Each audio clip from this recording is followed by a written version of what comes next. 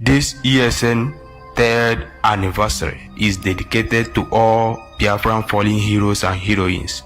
Mazi Nandikano, IPOP leadership, DOS, headed by Mazi Chinedu, to all Biafran genuine freedom fighters, all IPOP/ESN members extrajudicially killed by the Nigerian Moderate Security Agencies. ESN protects Biafra land. Good morning, good afternoon, good evening, and good night, great Biafrans and lovers of freedom. This is Radio Biafra House of Service coming to you through Radio Biafra London. My name remains Mazi Chinedu from Olo province of Biafra land, and we are here live and direct. Today is the 18th day of December 2023. Tata bo obochike. Therefore, I welcome each and every one of you to welcome your friends and well-wishers onto this hallowed platform.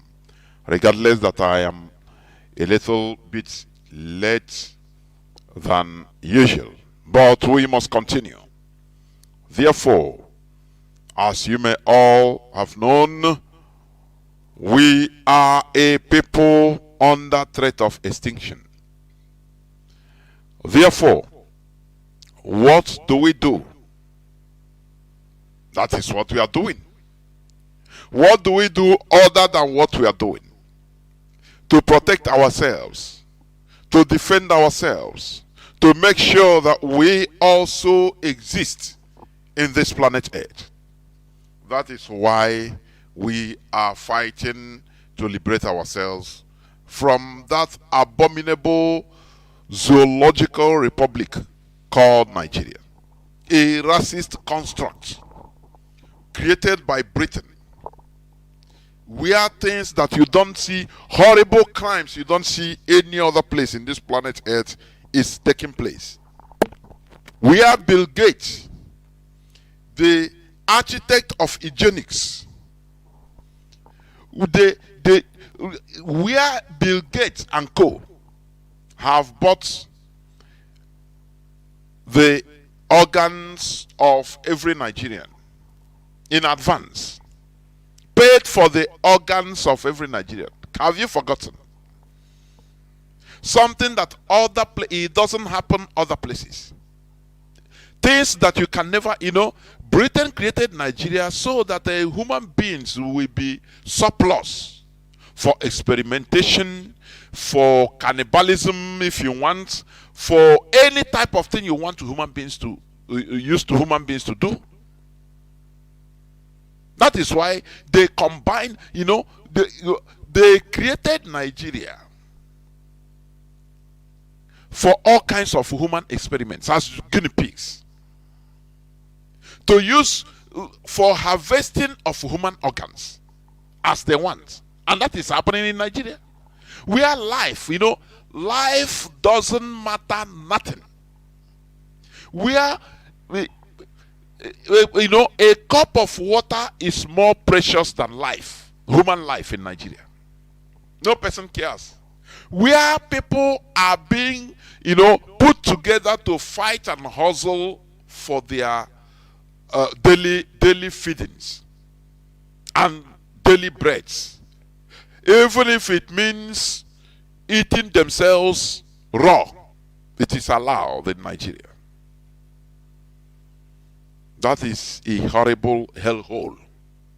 That is why we have checked everywhere, all east, west, north, south. There is no way Nigeria could be fixed. people, the people you call politicians in Nigeria, they are agents of the West. Western agents, complete. They loot public fund with impunity, direct impunity, and use it as they want. Look at what is happening in where you call River State. Look at in Imo State. The whole Uzodinma cannot pay public servants. To the extent many public servants in Imo State, they lost the count of the months, how many months they are being paid.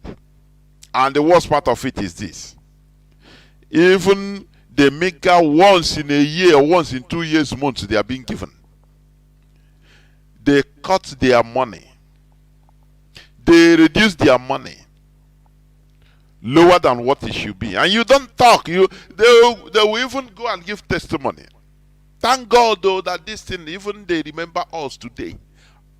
Once in 2 years salary. Tell me, how do you think that type of country is sustainable? How? I want people to be reasonable. How? Where do you start? Where law is never respected, there is nothing like law and order. It depends on who do you know, whose sibling are you, who are you connected to. That is what saves you, nothing more. Not about the law. There is nothing about talking about law that guides the citizens or protects citizens. No. It is about who you know. It is about the politician you know, or is your brother or sister brother or brother friend.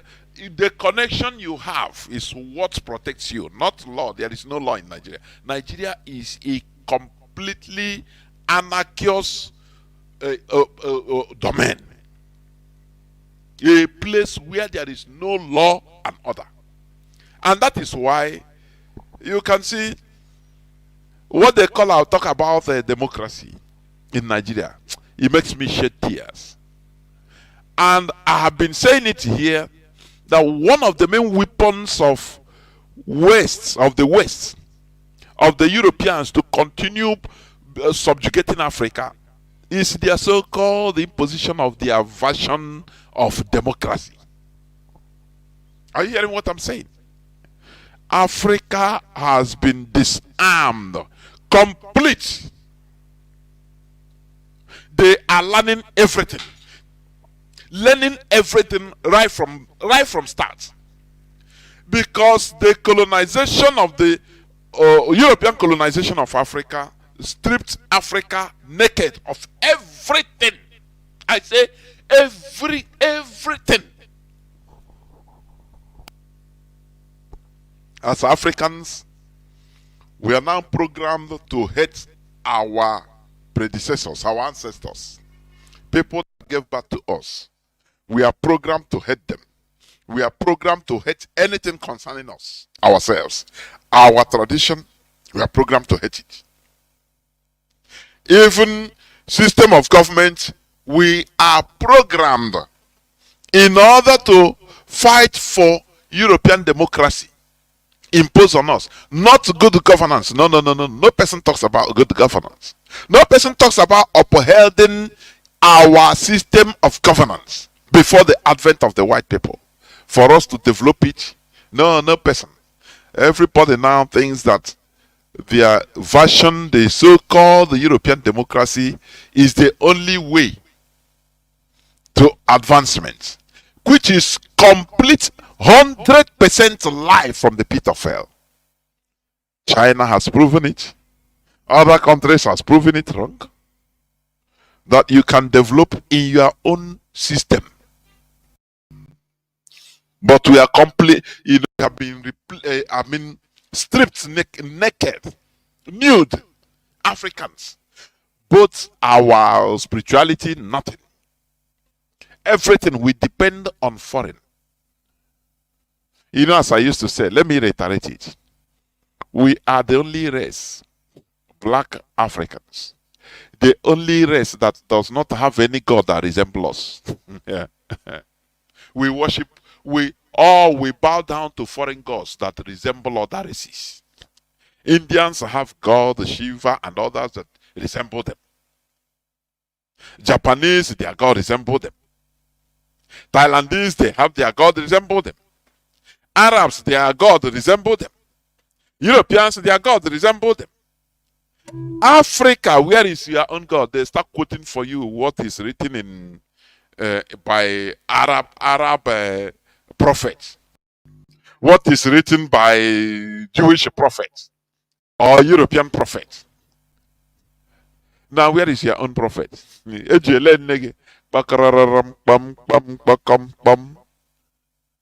we think we can succeed like that, advance. That is why we are the lowest of the low in every part of the world, the black race.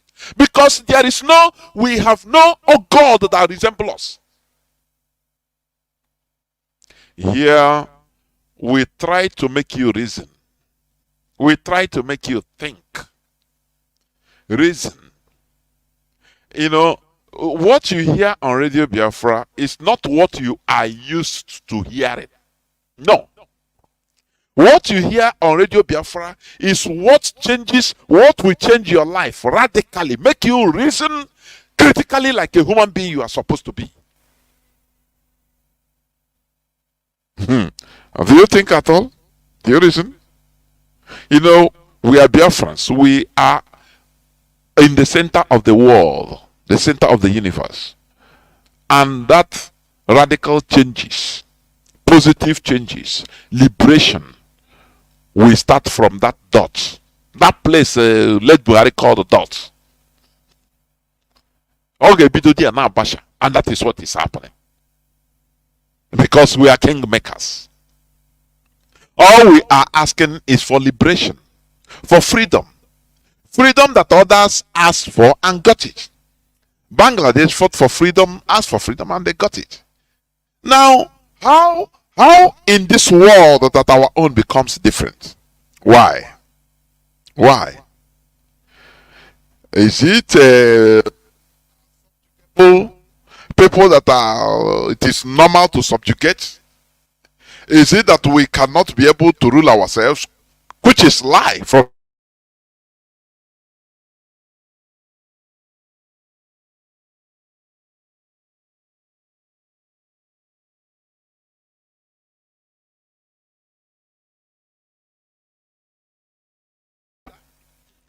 these are to context. When people say, "Oh, you are not fit to rule yourself," now you ask them, then how are we living? Because we have been existing since hundreds of thousands of years back. Europeans came about a few centuries back and met us. They met us in good health. We were organized, doing our thing. If we couldn't rule ourselves, which means they would have come and met only vast land without no inhabitants, because we might as well have consumed ourselves, killed ourselves into extinction. But they don't want you to think in that method, in that way, because there is a way they program you to reason. They program you not to think, not to reason critically about yourself, about the situation we are in. But here on Radio Biafra, we knock at the door of that your frontal lobe that you have shut. You have unconsciously shut, thinking that is of no use for you, to you. That frontal lobe that makes you reason critically is what we are trying to reactivate, because you need it. Common sense. That is what we teach here. Today, as usual, I will be brief. As usual, I'll be brief. You know, nowadays I used to be brief, very brief. I want to go into just a few news headlines.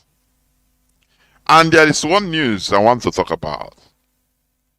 First, Oba of Lagos tells Igbos what to do following demolition of houses in the state.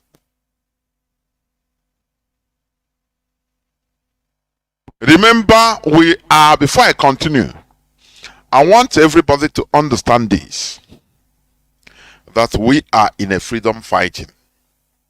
Freedom fighting is a serious business. Freedom fighting is a do or die affair. Freedom fighting is not content creation. Freedom fighting is not a blabbing on social media. No. Do you understand? Something that many of you or some of you wants is what makes you happy. To be watching after finishing your job of the day. Now you start scrolling on social media to watch. Now what is going on? Do you think that is the freedom fighting? No, it is more than that. This is a very serious business. The fight or the quest for the restoration of Biafra is more than what you think. Are you understanding me?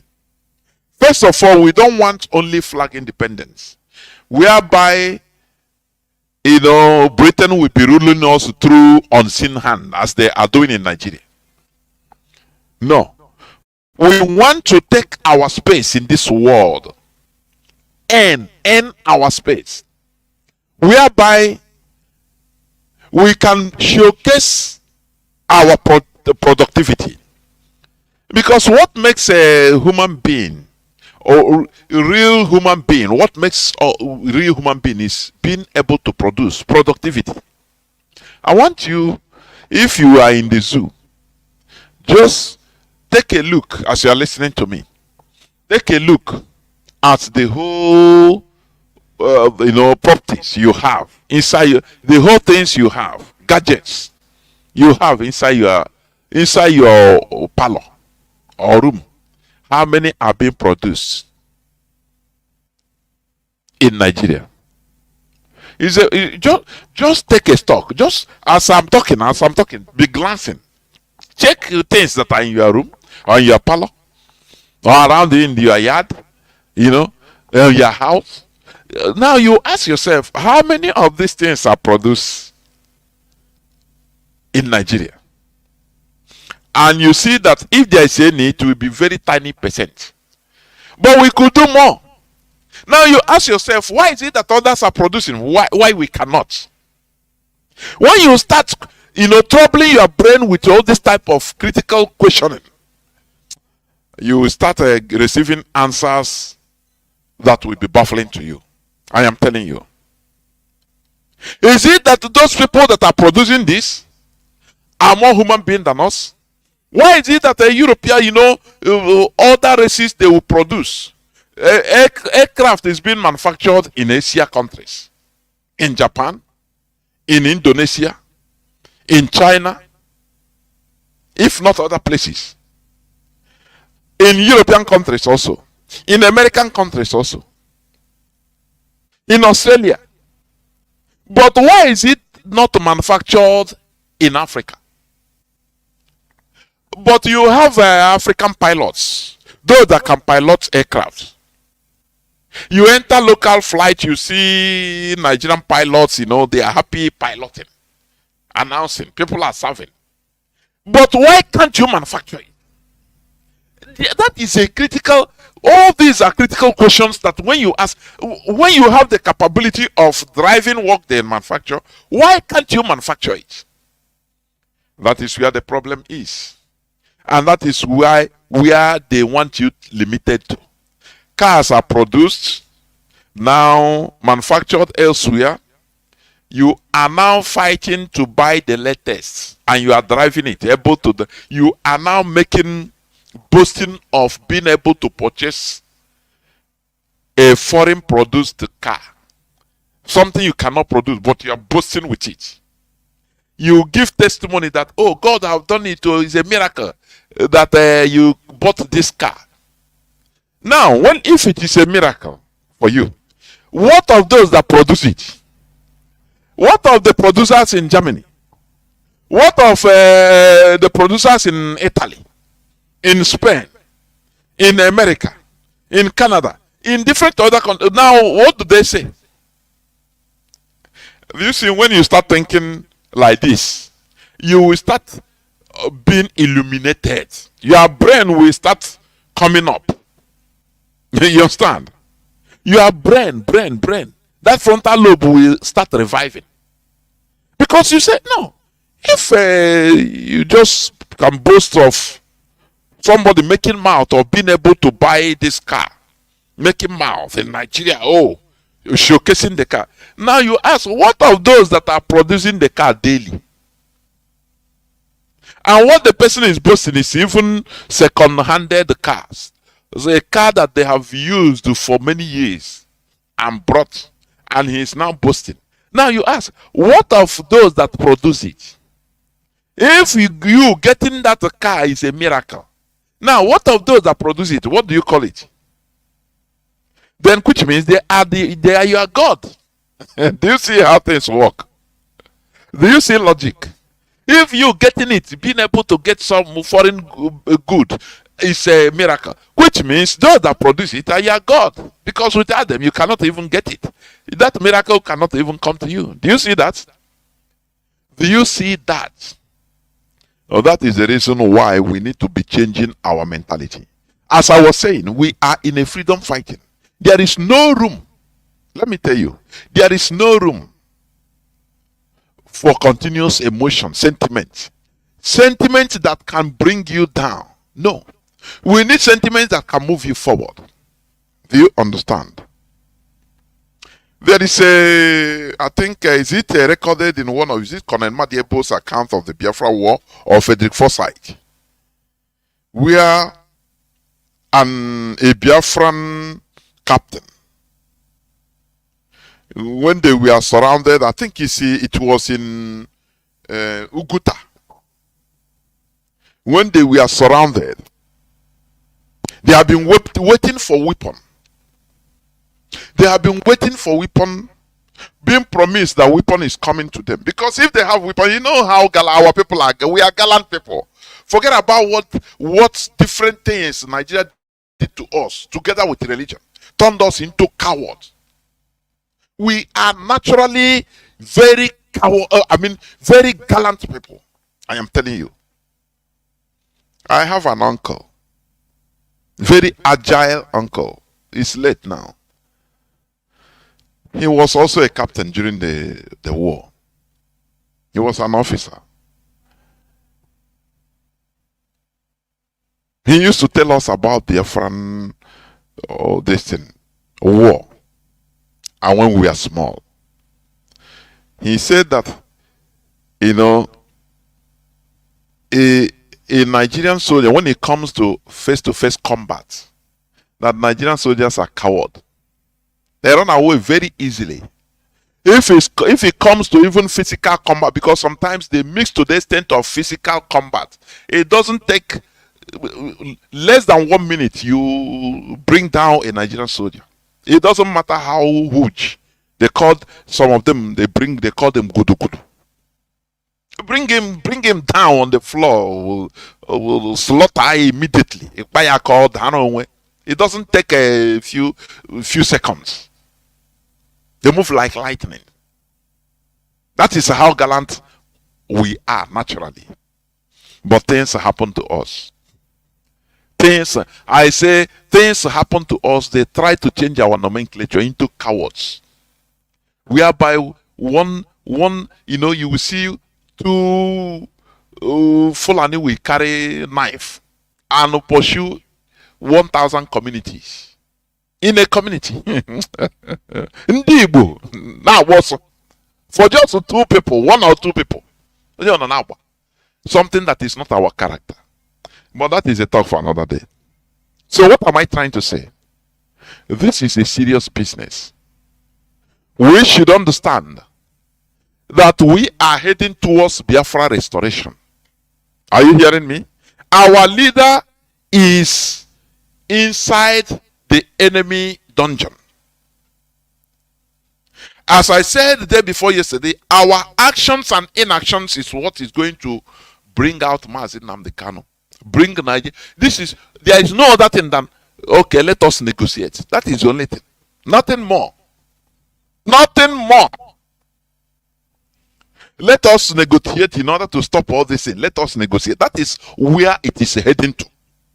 So, we should all be strong, mentally strong. Not that's why I hate somebody coming to this platform now threatening. Like one of our brothers used to do. I hate it with all my might. It makes what we are doing as if it's a childishness. And now we have passed that level, please. Action will speak louder than voice. So this is a time for mental strength, because we have cried, we have begged, we have tried to check whether what is it our fault, and we saw that nothing is our fault. We just come into sometimes I start asking, why is it so? Why is our condition like this? Do you know one of the main reasons is this? We were programmed to be happily accepting going into abyss, happily accept it. Oh, anywhere you go, if you know see woman, we take it as a pride, something of a pride. Whereas it's even a curse. We are not dispersed for holiday. You are not going out for holiday like other people do. You can go to spend your holiday, or maybe expatriates that are being paid from your country, a foreign country, call you because of your expertise. Now you go, they give you what they can give their citizen. Maybe $10, they pay you $100 for it. No, this is not the reason why we are dispersed all over the world. We are dispersed just searching for greener pasture, because in our place, nothing for us. Don't you see that it is highly pathetic? It's a very pathetic situation. We are, without Mazi Nnamdi Kanu opening our eyes, we were happily marching into oblivion, thinking that now I want the highest. Without knowing, but now we found out that, we are almost finished as a people. Do you understand?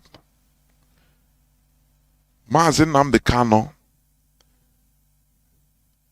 the only thing is, my happiness is Okuno Gedegum. Do you know that?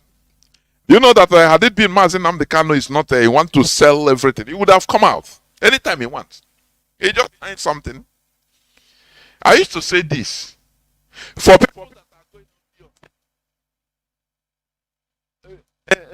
on Mazi Biafra the Nobi. Another thing. You understand? Another thing. When a case but do you know that is how smart Mazi Nnamdi Kanu is? Because he trained us to be so at alert, even on him, to check on him. I don't know whether people understand what I'm saying. Or one that thing I say, I don't know. Mazi Nnamdi Kanu is so smart to understand that even he himself is a human being. So he trained us, the listeners, the comrades, to this war of liberation, in order to even checkmate on him. In case tomorrow he start coming and he start telling us, he get us later. Do you know what he tell us? He said, person at his back should cut off his neck. So which means he didn't pity himself. Do you know what that thing means? Because he doesn't want to tomorrow. People say, oh, it's the same. No, don't worry. No, he said, no, checkmate on me, even me. You mean the leader, but checkmate on me. In case if I start talking another thing, please, the person behind me, cut off my neck. Biafra is bigger than me. That is a command he gave to us, isn't it? So that is why I don't shake on Mazi Nnamdi Kanu Chinedu, our supreme leader. I don't shake on him. Do you understand? Because he has given us the green light for the whole key. He have given it to us. So that there is no sentiment. If you do sentiment or emotion, you will not blame him. Or go get blame. Because he have said it. Do you understand? Do you know that, for example, that is one of the qualities of a very good leader? Do you know that if Chief Wazirike, our big brother, had it been, he gave his followers this key, na anytime putakwara na akoeri o, abego, me ona no say I believe that now follow me, go enter into nonsense. Let the person where they near me kill me. Oh, go na Biafra now in Peter Road. Do you know that had it been he opened the eyes of Maso people like this, Maso wouldn't have followed or compromised. Do you understand me? That is why today we are proud to say that IPOB is uncompromisable. Because as long as our supreme leader can give us this marching order, that any day I come out, na akoeri, na kwopon mishi, onye num na zo pepu mishi, move forward ahead. Now what do you want? Can you try again? What do you want? Is it not marching forward we have to be marching? That our leader is in the hands of the Nigerian DSS. It can never deter us. Rather, it will fortify us into quadrupling our efforts to making sure that he is released, because he will now be under duress. He must be released under duress. Nigeria we see something that they will release. They start asking now, let us, now, come, let us negotiate. How okay? Your leader is here now. Is here. So how do we do to negotiate? That is what is remaining. And you must be part of it. Do you understand me? Do you understand me? It is not because emotion. So as I was talking about the story of the captain, when I read that part, I become moved. Honestly. They saw the enemies within range, but no weapon to take them down. Had it been they have a weapon, they would run them over. They are surrounded. They were surrounded, and they have the high spirit of fighting, but no weapon. Now, they said the man, I've forgotten his name. He sent a telegraph, SOS, to our supreme leader at that time, General Ojukwu.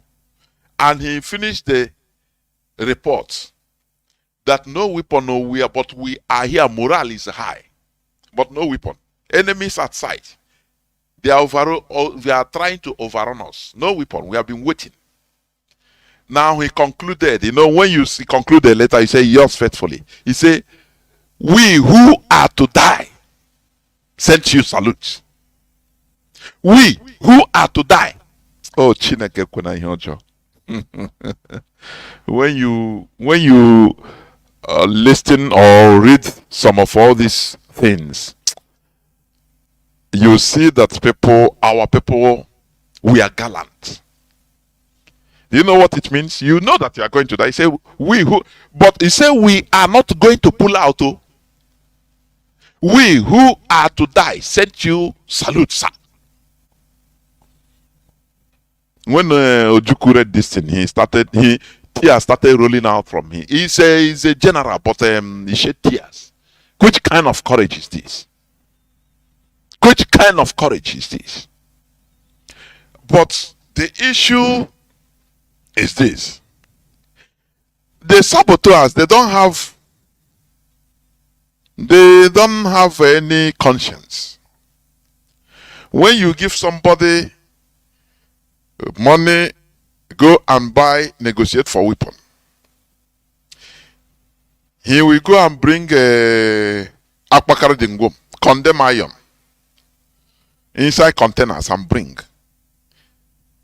He don't hit. Oburego balaga. Now you start asking, what type of people are these?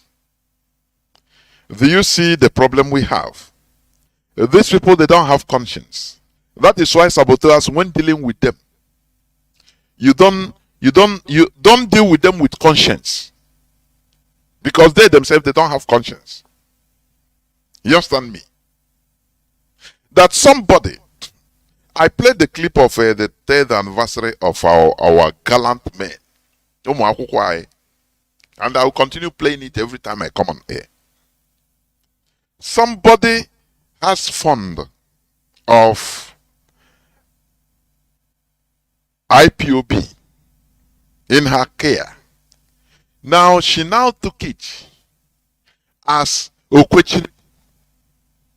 Do you see the wickedness of human being? Normal thing, when Onyendu was even there, things used to work very well. She don't need to know what happened. Okay, send us to this place. We need it. Period. If we send and just give rights, keep record, and that is it. But immediately Onyendu was renditioned. Okwechini.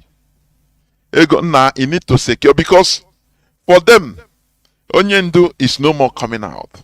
I am telling you, that is for them. So now nke onye riri ka obu. Na ka I secure go do with Onyendu sibling. Na ka I secure go do fund na hapuga here. Ego ohish. Do you see the wickedness?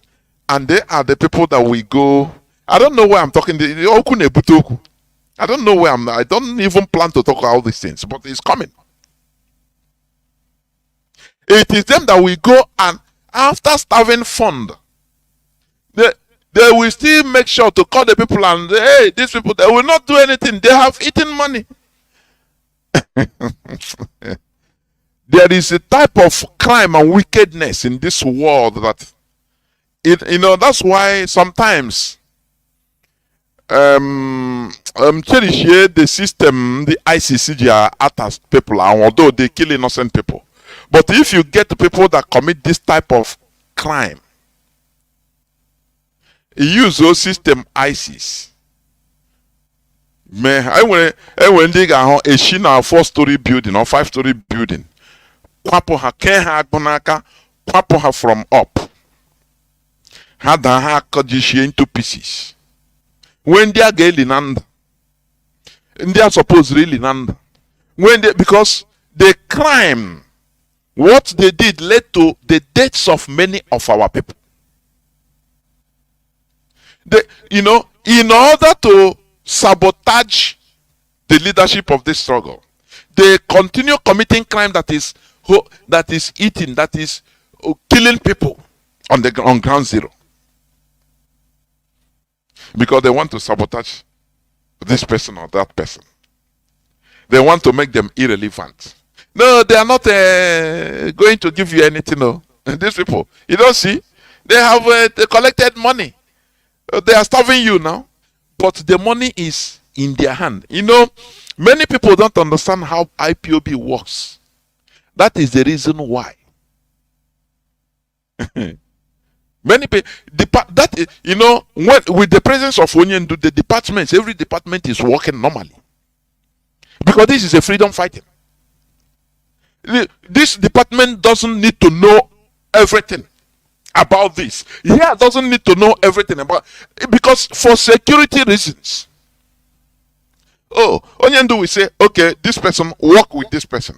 Well, anytime he call you, you need money, just do it. Only keep records. Don't ask question, okay? Because you don't need to know what the money is for. But after Onyendu's this thing, now the whole rules and regulations changed. Because they are heading somewhere. Let me come back. As I was saying, freedom fighting is not free. Have you heard when it is called freedom playing or freedom joking? It is always a freedom fighting. Fight, all gone. In fighting, there are casualties. Do you understand? So people should understand that what we are into is a journey, one-way journey of no return. You see, look at you have been watching our gallant boys and girls, ESN, inside the bush. They have been staying inside the bush. Do you think that it is the same clothes they have been wearing since since 3 years? Is it the same clothes?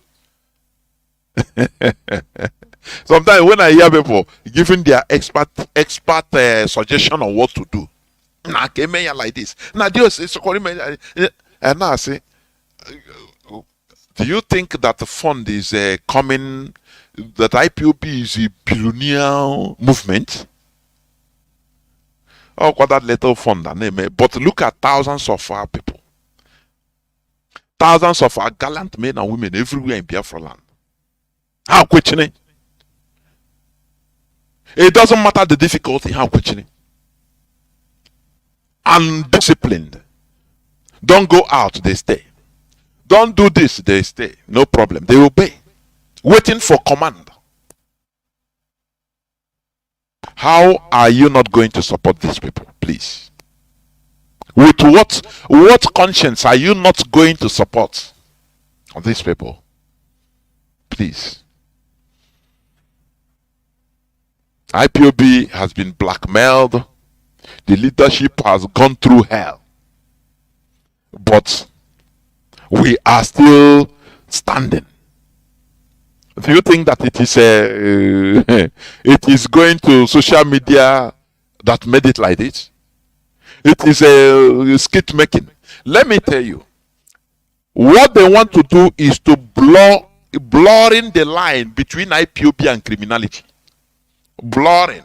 So that once you talk about IPOB, ESN, now you talk about car snatching.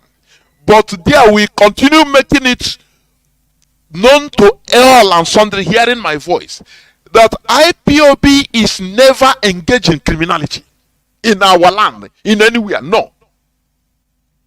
I say I could remember at the early stage, people were suggesting that let IPOB enter into armed robbing bank, armed robbery and kidnapping in order to raise funds because it is freedom fighting. You know, at that time, when you look at it at the periphery, they give an instance now many other places now freedom fighting because you need to raise money. I get kidnapped one day. You're gonna buy another millions of dollars at a go. But do you know what? Mazi Nnamdi Kanu, I was even a proponent, a supporter of that. Myopically, it's now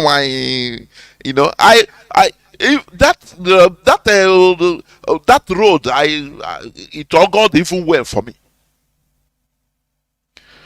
Mazi Onyendu Kwochiri, never. We can never combine this our freedom movement with criminality.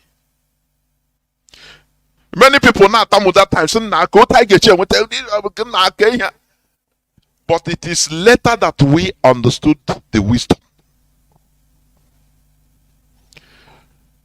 It is later we understood, and we now understand it firmly. Because if we engage in criminality, we will say bye-bye to freedom. Apeke na ke millions enwetere na ego ole no na akpa na nye my own share. Give us our own share and our boys did it. All here guys na akọ. No more freedom because okwu ba na ego mostly ndị Igbo. Other people might do this so because you do something according to the mentality of your people, of the people. It's not because others did it and you can do it. It will work for others and it will work for you. Didn't Wole Soyinka bring a secret society from American universities? Didn't answer me now? Didn't Wole Soyinka, when he saw that they are forming secret society occults, secret societies in universities, and it is helping them in advancement in their curriculum advancement. He brought it to Nigeria. Now, as he work in America, he will work here. Don't you see what is happening?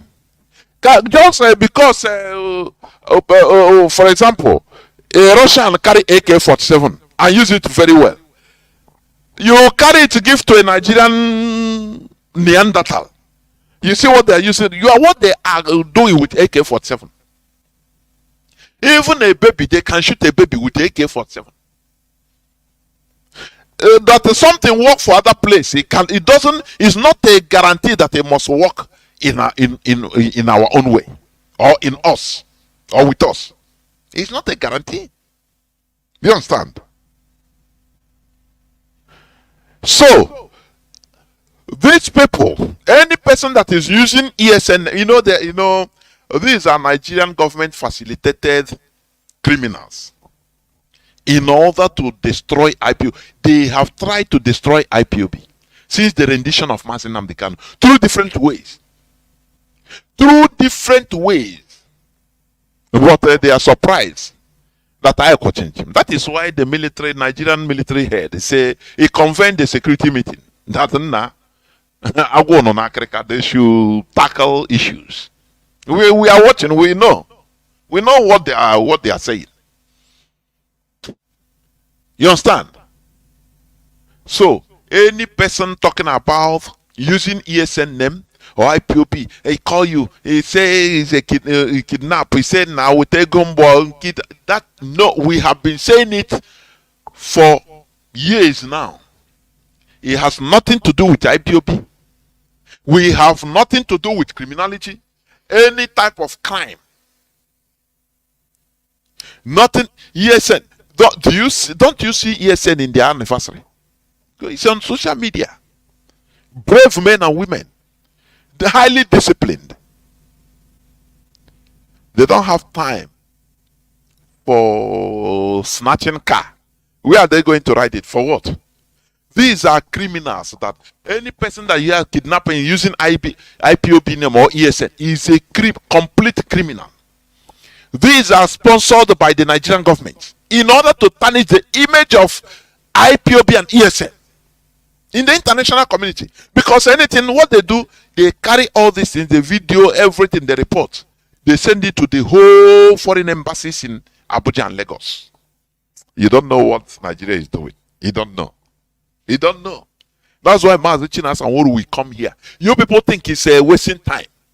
He will come here and talk the reality to distinguish IPOB from criminality, even calling the criminal's name. For you, it is not important, but you don't know that it is all important. Because we know what Nigeria government is doing.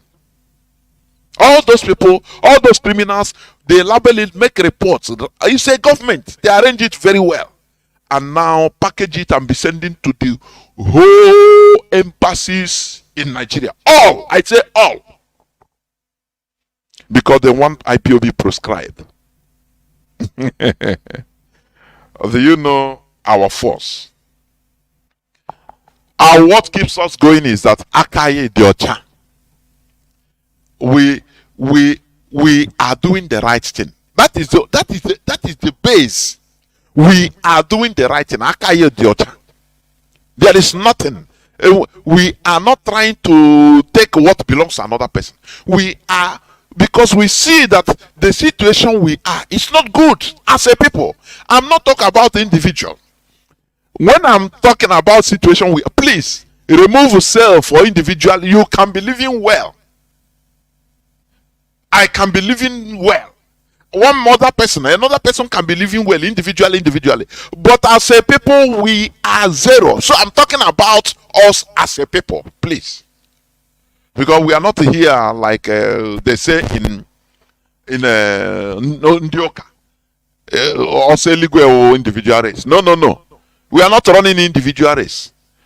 We are running a collective race. That is why we need collectivity. So, any judgment or record we are taking, it is collective. We are looking at our collective stand. And that is the problem people don't understand.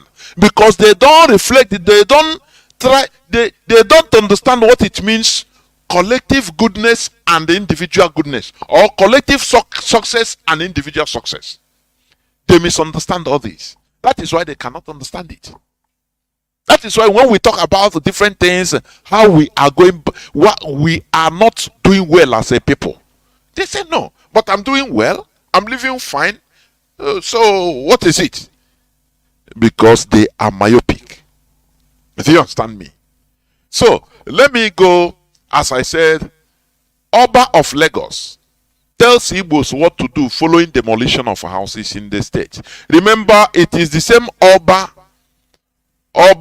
Akiolu that threatened to throw the Igbo in 2019 to throw the Igbos into the lagoon. Remember, it's the same Oba that now come to tell Igbos what to do in their own so-called country.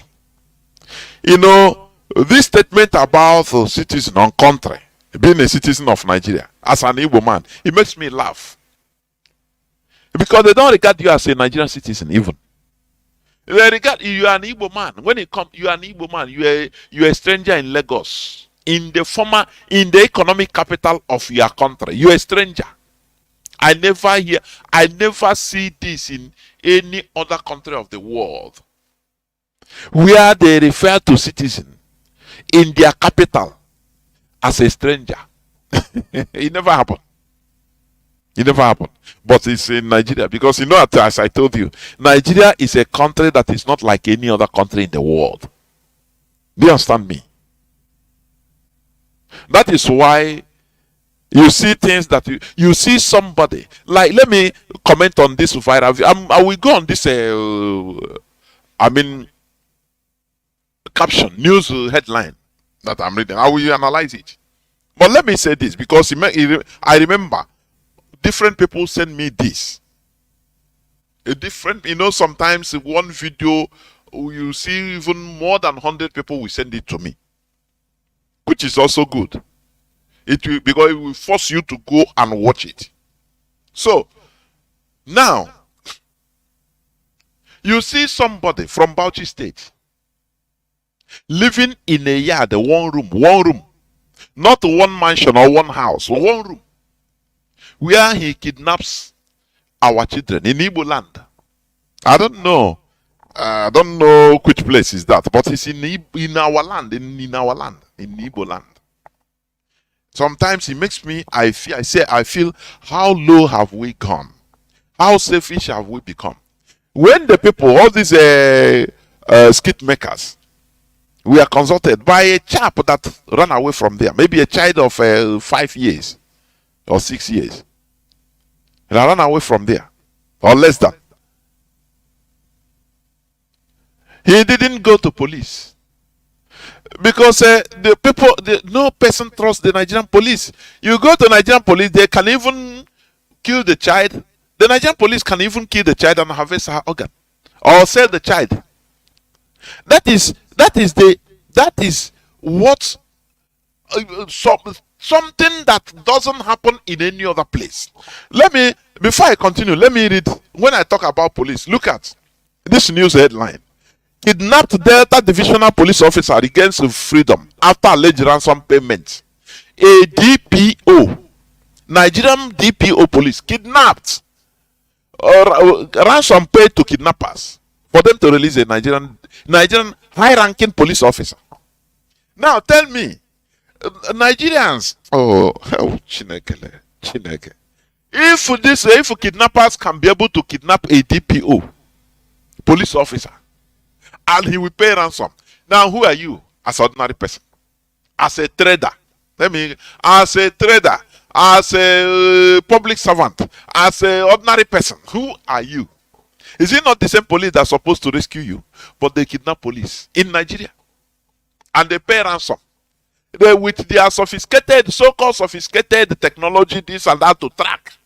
People that they track is always for them IPOB. That is when they get power. Only Nigerian police, not ordinary private or sergeant, was kidnapped. DPO. He was kidnapped, and the ransom was paid, and the kidnappers vanished into thin air, and he regained freedom in Delta. So are these people, is this institution, Nigerian police as an institution, is it worthy to even cater for your life, for your security? These are matters arising that I want you to start contemplating. I want to be activating that part of your brain that you think that you don't need. That is why we are crying that Nigeria is not. I think somebody said this sometime, that Nigeria is not conducive for human abode, for human living. That when he run travel where he stay, I think he's a woman. He made a statement. He said, no, he run away from Nigeria. What happened? Because Nigeria is not conducive for human abode, for human being to live. You know, some statements you don't think, you don't reason deep about it. Nigeria is not conducive for human abode. How can a police officer, they kidnap him and they pay ransom before he come out, and he will praise God for it? Now, the police will tell you, now your life today in the hands of God. Oh. Now, why then don't we, ask ourselves, what is all this? Why not we take our lives into our hands, the situation into our hands, by looking for solution to the problem we are having every time in Nigeria, the problem that are everywhere in Nigeria. Now let me go back to what I was saying. Somebody from Bauchi living in our land, in a general yard, in a general house, one room, was discovered kidnapped children inside his room, one room. Oh. Now I start questioning, I start asking. So people are not seeing this boy, this Fulani boy, or Kanuri, I don't know any boy, is a Northerner or Hausa boy. So people, they opened his house, his room, I'm saying house, no room, one room, with a Dunlop on the ground and one fan, with about 6 or 7 children. Some are even 1 year, 2 years. Is that how low our people have been? I cannot understand. So, does it mean that neighbors, people living around, are not conscious of people living around them? Is that what are we? Is that a statement that we should accept? The boy is not living in a house that he round up with a gate, and maybe after he drove, he will drive into the compound and they lock it. No, in one room, with the people living around there. Before God and man, if I have the power, the whole people around there should be arrested. I am telling you. Because they should be charged with compromise, complicity. Because you cannot tell me somebody, is that inside the room that the children go to toilet? When the boy comes with the child, no person see him, or does he disappear and appear inside his room? Children, they don't hear the noise of children inside there, inside one room. Sometimes our people want to frustrate us. Oh, I'm telling you. They are not helping issues. Or does it mean that no person cares again? No person cares for his neighbor again? In a place whereby everybody is professing Christianity, that you have love for another person. So, where is the practicality of what you are preaching? I cannot understand. In one aboki inside in our land, living in a general yard, every time he kidnap, maybe who knows how many people he have sold, maybe to alhajis. Some maybe they can harvest their organs, kill the children and harvest their organs, or do you know that they can be transporting them to the north to be doing almajiri? Do you know that? You don't know how these people are fighting us. You don't know. They can be kidnapping our children and transporting them to any part of the north where they will stay with other almajiris with their is it marabu? Yes. And be training them as almajiris, going out to beg. When you see them in Kano, you don't know that maybe he's an Igbo child. As a child, if he stayed there because he don't know how to talk, before you know, he starts speaking Hausa. He don't know where he come from. He believes that they will name him Ahmed than Kwankwaso, Ahmed than Kasina, Mohammed than Momodu than Kano. You don't know that he is your blood. But because we are not vigilant, I don't know. You don't know how they might be transporting these children to the north to be doing almajiri, converting them. It is a part of their jihadism. Don't you know that? But our people are too relaxed to look around their environment. Our people are too relaxed. No person cares. And what do you hear about Saragi? He can have fellowship, but any other thing, it doesn't matter how you work.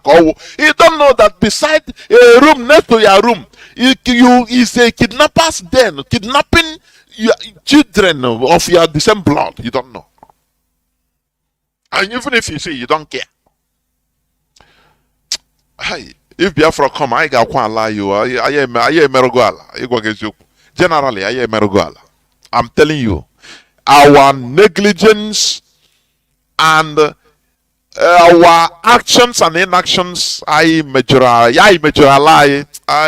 Biafra, I waited now 1 week. Of his oak, I would now quala maka him ya generally, because this is not life. There is no place in this world this thing can happen. We are children are kidnapped in one room. I'm not saying even one flat, one room, full room. They have neighbors. When the people knock on his door, say we are your neighbors, so he come and answer them, which means he have been accustomed to interacting with neighbors. The way he came out, which means they must used to come there, they talk, they used to see him with the children. They don't care. They don't care. And the boy, I don't know. Many things are contributing to our suffering now. To our suffering, many things are contributing. We should be watchful. We should be our brother's keeper. Please. Now, let me go back to Oba of Lagos. Tell Igbos what to do following demolition of houses in the state.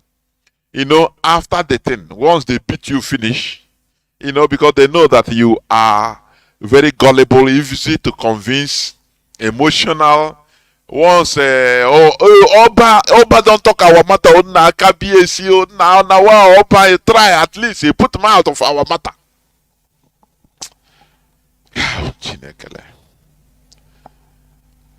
They saw us as people that are gullible. I am telling you, that is why they are mesmerizing with us. They can scatter your head or break your leg. Under the second minute, they give you biscuit as a baby. And they tell you, shut up now, me, I don't beg you now. You have a blood gushing out, you cannot walk again. No? I'm just giving you example. They break your leg and you are crying, my leg, oh my leg. They go buy biscuit and give you. That's you. Stop crying now. Me, I never give you biscuit. I'm waiting in the cry again. I beg, shut up. And you start being artificially happy with him to show your happiness. Whereas you have lost your leg. That is the way they see an average Igbo man. You understand me? They beat you, wound you, everything. The following minute they come to give you carrots, you know, and finish. They know that Igbo man, anyway, as long as Jehovah Beze, they said they will pay compensation and let us hope in God. Every time we are hoping in God, this is no time to hope in God. You know, I've been saying this. If you want freedom and you are a believer, look into yourself. We must be unbelievers. We must be doing things by ourselves. Because unbelievers, you do things. You be practical.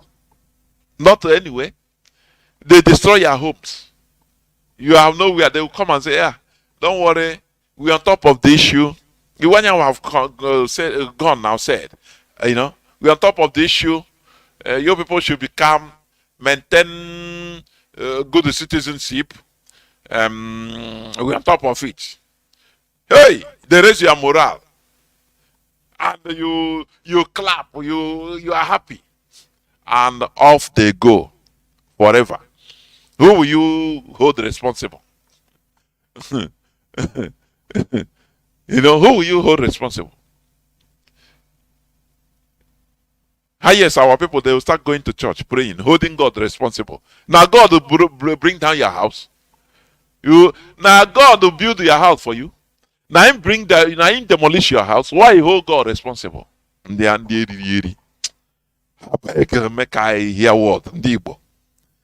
read this.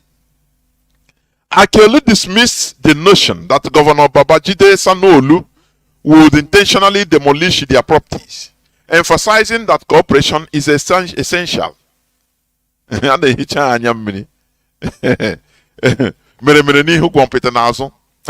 will go back and laugh. Or Akelu will laugh. Say, we never start with honor.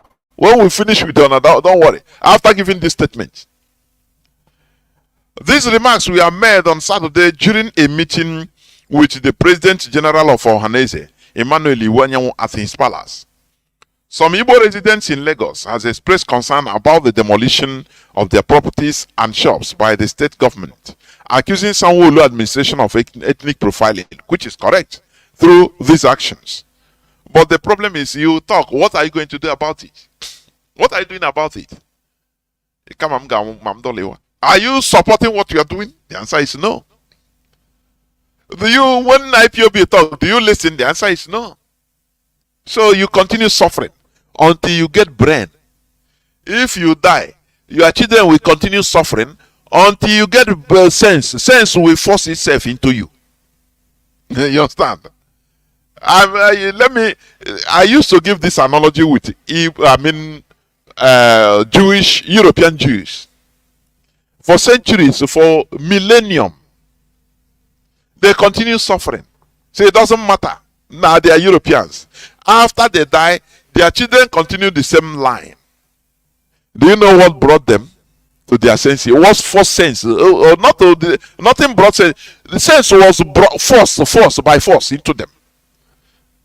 The genocide, the Jewish Holocaust that touched all of them at a time. Every part of Europe, Jews were targeted. Now, sense entered them. That by force, they started looking for a land that is not Europe for them to go. Do you see how things work? That is what is happening to our people.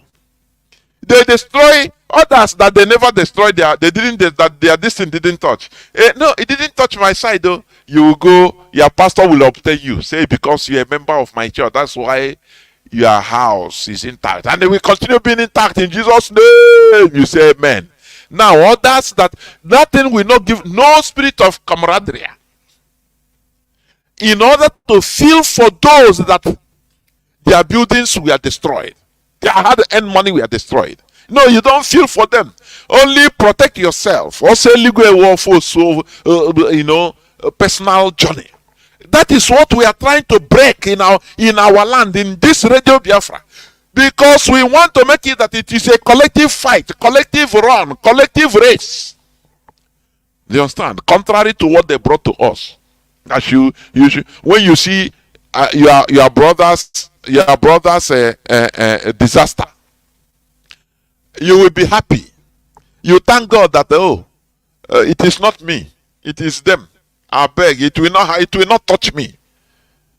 Sudden death is not my portion, but is the portion of others, but not your portion. That is the height of selfishness. You know, many things that are written in all these places you believe. Let me tell you, there are many questions. They use it to control our mindset. That is why we continue debunking them.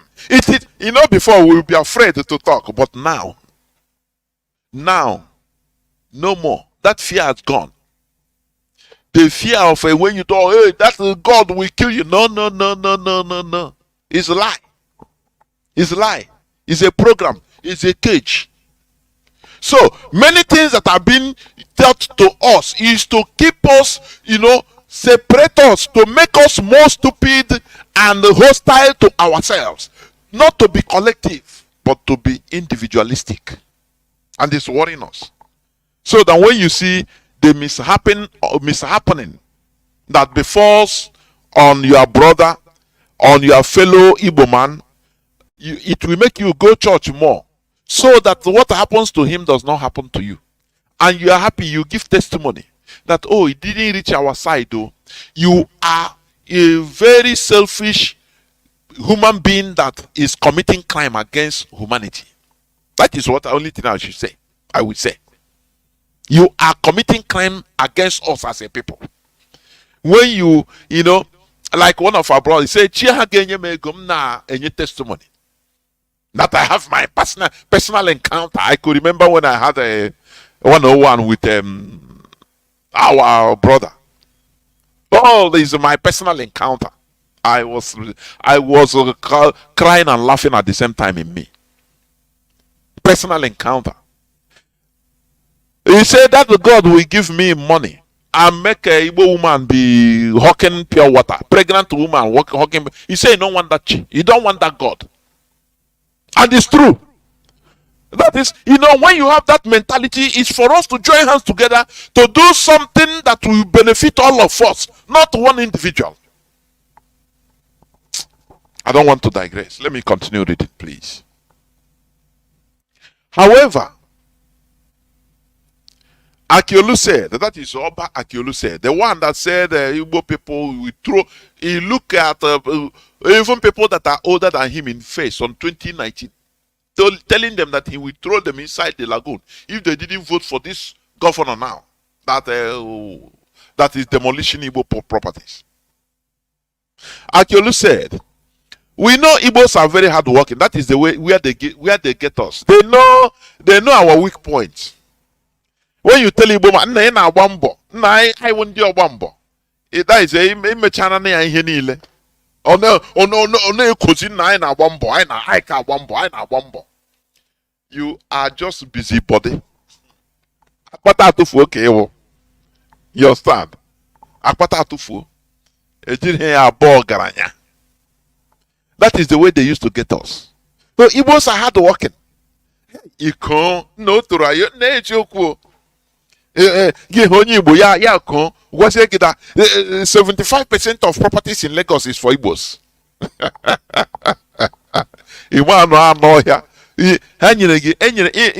Long rope. When you go fishing, if you know how to fish, if you put your hook, put the worm or fish, small fish inside your hook, and you throw it inside the river, if fish come to take it, you will know, it will draw, it will eat this thing, hook. It will draw. Now, you know what you will do? You first of all release your lines. You will be releasing it so that the fish will be swallowing it more. That fish will be thinking that nah, he's swallowing food. He don't know that he's swallowing a hook that catches him, that will hook a nice place for you to now start drawing it. That is where I started. They throw the hook now. Well, you know, and they release it to Igbo. That is what he said. Akiolu said, we know Igbos are hard working. That is number one thing. Oh, praise him on Igbo. Toro. Yeah, go. Gwazege how Abuja safe is the properties there, 60% are for us. Or maro that ejira hoho anyishi. Eta hoho. Ejiya anyishi. In our water.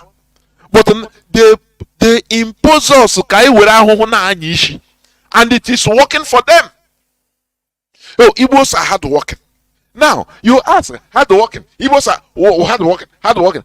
How does it reflect in our lives as a people? What is the help, you ask? What is the help of the government to our hard work, for goodness sake? Stop taking this hook, swallowing it more and more. They release the line. You swallow. Igbos are hard working. You start boasting. Stop this boasting, please. This is nonsense. Igbos are hard working. They remove the railway line in the whole of the southeast. They dismantled it quietly. No person is doing anything about it today. It's only here on Radio Biafra we have been shouting it. They dismantled it quietly. They push our land into Stone Age. No more railway line. Railway line that Nigeria didn't put. It was put there by some Dr. Michael Okpara or some even Britain during the colonial time. But they quietly dismantled it. And no person made a noise about it. But Igbos are hard working. Ojukwu Agaba.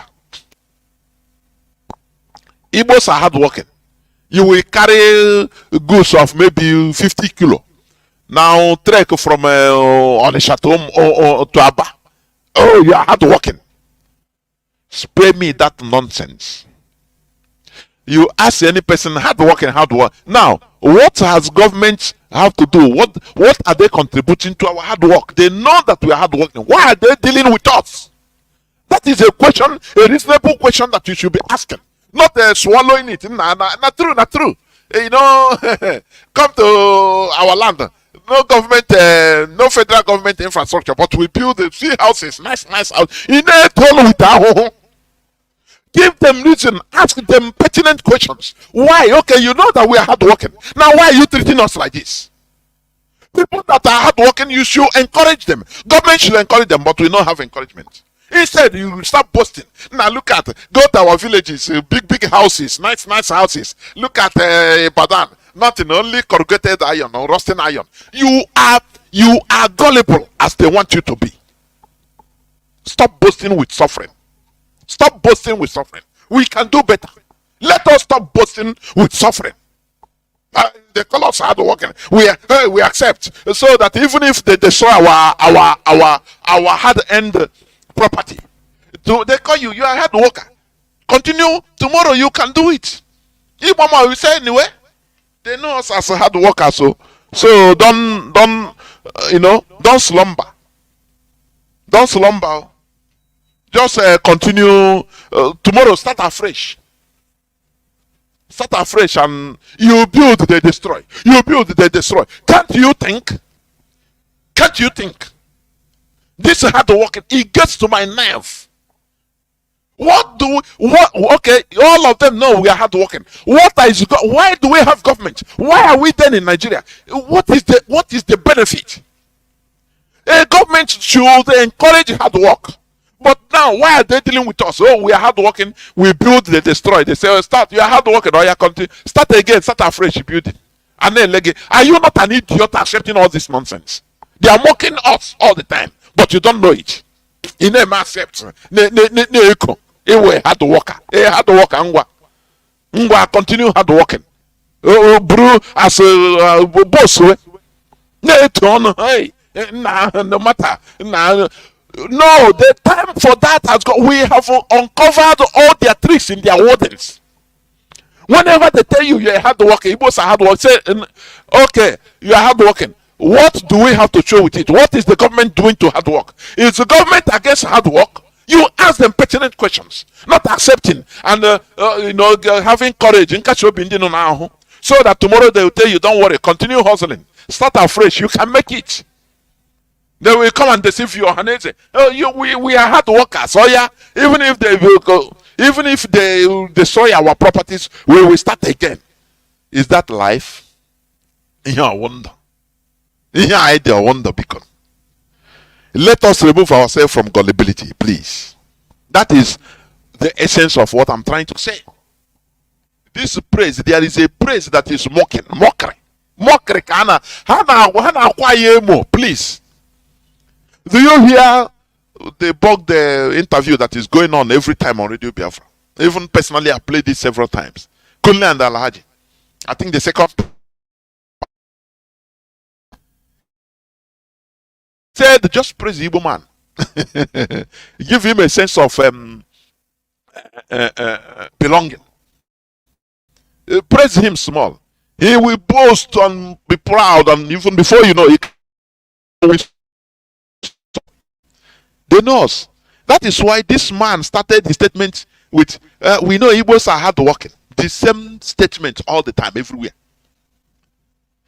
If Ohaneze Ndibo is addressing Igbos anyway, like Iwanya last time, he's the same thing. He started his statement with this Okuao. Yeah, Okuao. Igbos, we are very hard working. Now, hard working. Okay. Oh, we are hard working. Now, when we finish, you destroy. We have no help, so we continue carrying our burden by our individual self. Then what is the need of being in Nigeria? That is the question you ask the person. Not the hard working. Eh? Let us understand the tricks of our enemy. Little tricks. These are tricks which they use to bloat you. Once they bloat you, they know that they have gotten you. Continue anything you can talk, nothing. They can't do anything again because you have given them what they want. That hook, you have given it to them, so they swallow it. So they release the line small so that you swallow it more. Now he said, but you have to respect the landowners. Do you see? Igbos are hard working. Okay, people say yes, yeah, we are hard working. But you have to respect the landowners. Now, you ask the person, you ask Oba, has any Igbo man taken somebody's land by force in Lagos? And that is what kind of respect? Has any Igbo man taken somebody's land by force? Instead, they sell the land to the Igbos 10 times more costly. Now, what is the respect you have to respect? In a country you call your own, everybody have the right to come to anywhere. Yoruba, they have the right. If they talk about, they have money, they buy land. They stay there as long as we are in the same country. Now, why are they you respecting the land? In what way? That is the issue. In what way? Oh, you destroy their properties because they don't respect their land, the landowners. Oh, because they didn't vote for your choice candidate in a democracy. That everybody have the right to vote any person he wants. Is that the respect? Not respect. We have identified the problem in Nigeria, and what we want is a solution. What is the problem? People don't ask. I am appealing to you in the name of God. The governor cannot deliberately destroy your property. Just play according to the rules of the game. Do you hear?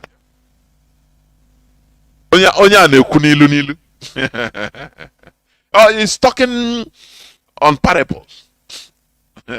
Just play according to the rule of the game. The rule of the game, whenever there is an election, any person they tell you to vote for, you vote. Don't have a mindset of your own. In Lagos, so physically they control you. Your minds, they control you. When it comes to voting, they control you. You have no right. In religion, no, they control you. You are manipulated. Everywhere is manipulation of Igbo man. God, what is happening to us? I am asking. What is playing according to the rule of the game? Oh, when there is election, now Igbos should not vote for anybody. They don't have any choice because they are not citizens. Is that what you are telling me?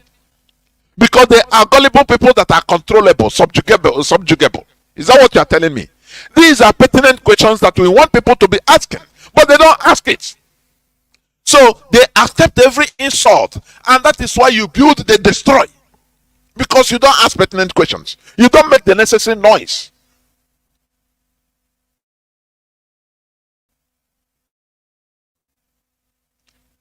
No person, I think somebody said, it was, I think in Alaba or somewhere, when those destroying, the bulldozer starts going to where Hausa people are staying. All of them come out to say you can't do it. Thousands of Hausa, they come and block everywhere. Can Igbo people do it? Who you want call? Person that said, them go, but you are in this world, in the world of problem, but you don't want problem. Let us remove this mentality. It is a time to accept that we are in the world of problem, so that we deal with the problem. You understand? That is why one person will carry knife and pursue 1,000 Igbos. If cowards, they will be killing your brother in Lagos. You will not even, you Igbos, all of them acting as if nothing is happening. Life of slaves our people are living. It is high time we rise up from this life of slavery. Slavery has gone. Physical slavery has gone. It's only in Nigeria that is still our people are being enslaved. Let us liberate ourselves, please. Let us liberate ourselves. So what is you ask Oba, what is the rule of the game? Play the rule of the game. Otherwise they will destroy your house. And, you are hard working, you work hard and we destroy. And you work again, you continue working. It is time to stop accepting this insult, please. To the Igbo, I'm reading what Oba Akiolu said. To the Igbo, anybody who wishes the best for Lagos is a Lagosian. You know, Nigeria is a place you cannot understand. You are in your country and you are called a stranger. It's something I cannot understand it. I'm telling you. And that is why I hate staying anywhere outside Igbo land. If you are in another country, they call you a stranger. It is understandable. You bear it, no problem. But when inside you are a place, you are having the same passport with the person. A passport, you are the same passport. They are calling, they sing the same national anthem, but still they call you a stranger. Does it make sense? Let us reason. Does this make sense? We are accepting things that no race in this world can accept it. Instead, they will say, let everybody die. But we accept it. Why? Because of selfishness. What promotes selfishness in our life? Even religion is one part. I can tell you, any person that I can argue, Saturday you can call and argue or debate. But I'm telling you, is it not somebody I had a debate with him? He's mentioning, oh, he's a personal encounter. My personal. So now why are we fighting as a collectivity? You cannot. And that is why it's gone.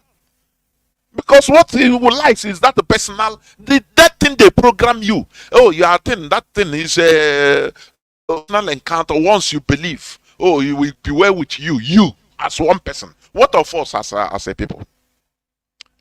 Do you know why Europeans are advancing? Because of they are going in collectivity. Their collective interest is far, far, far, far more valued than your simple, selfish individual interest. They don't care about their individual interest. What matters is their collectivity. And that is why they have electricity for all. Not one person is a millionaire. The politicians are not richer than others. No. That thing, if there is insecurity, it will be affecting everybody, including politicians. So they go with a minimum number of police or bodyguards. Some they don't go even with bodyguards. So that if there is any, how many member of parliaments have been stabbed in London, in England, for the past few years? Have you forgotten? Because they don't go with no guard. They don't go with any guard. If there is insecurity, it should have touched anybody, so that they will collectively find a solution to it. But in Nigeria, it is not the case. Some people are the higher caste. They are the untouchables, where they go with retinue of soldiers so they don't care about what happens to others. So these others, other peasants, any person that has the little money, we go and hire to belong, hire military to protect him. So how then could people gather and say, no, this is security, let's find a last solution? They will not do it, because everybody is relegated to fending for yourself. Why are you complaining? Don't complain. Fend for yourself. Go and look for money and hire police. That is the typical solution to Nigeria problem. Fend for yourself. And it is being promoted by the religion, mostly Christian religion in Nigeria. Fend for yourself. Pray as long as you're in this church. I give you this olive oil. It will protect you. Now, what about others that are not? If let's assume that the thing is working, why can't you make everything general? But you know you are lying. So even somebody that is feeling that because he's going to one church or the other, he is protected. Now, how can he respond to a call to come and say, let us look into the insecurity that is harming us? He will tell you, no, I don't care, but because I'm protected. As long as I'm choosing, I'm protected.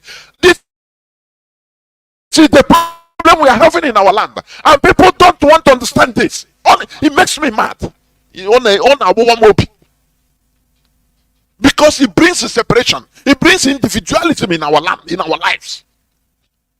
If the thing is touching everybody, now no separation, no hope, no fake hope in any religious center given to anybody.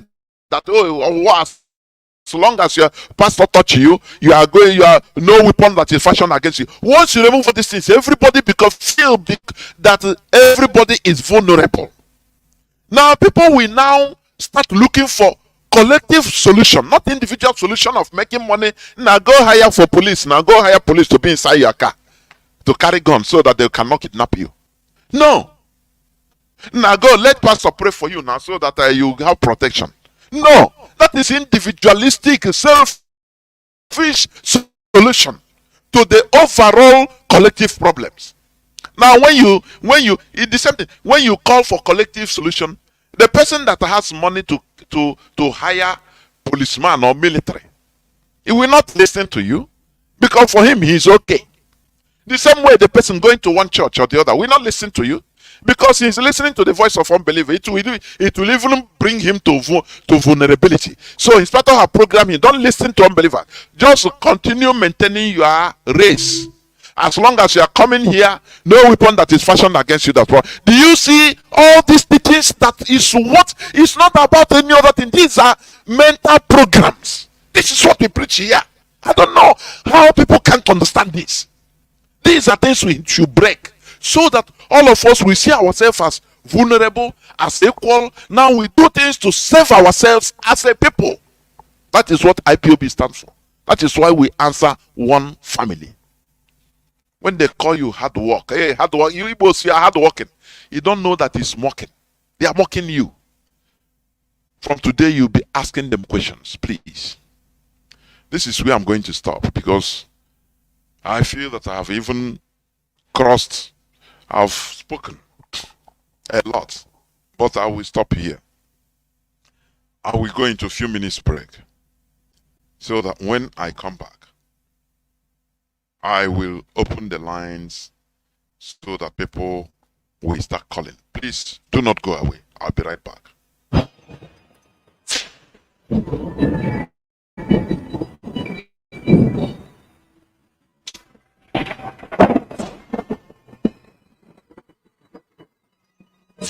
Eastern Security Network 3rd anniversary, December 2023.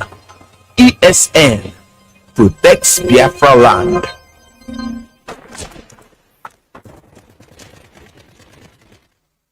Our response to the endless cycle of insecurity, lawlessness, mayhem, destruction of lives and properties in Biafra land is the launch of this very Eastern Security Network.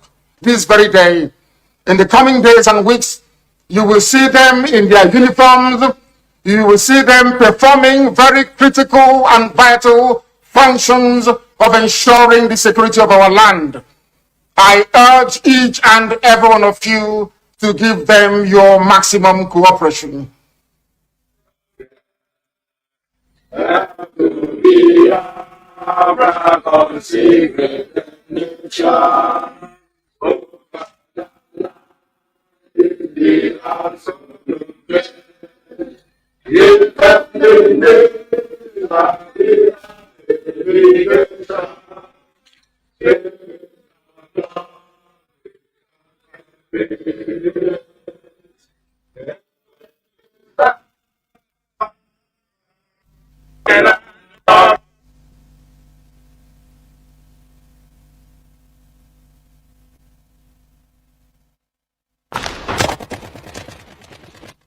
Of this very Eastern Security Network.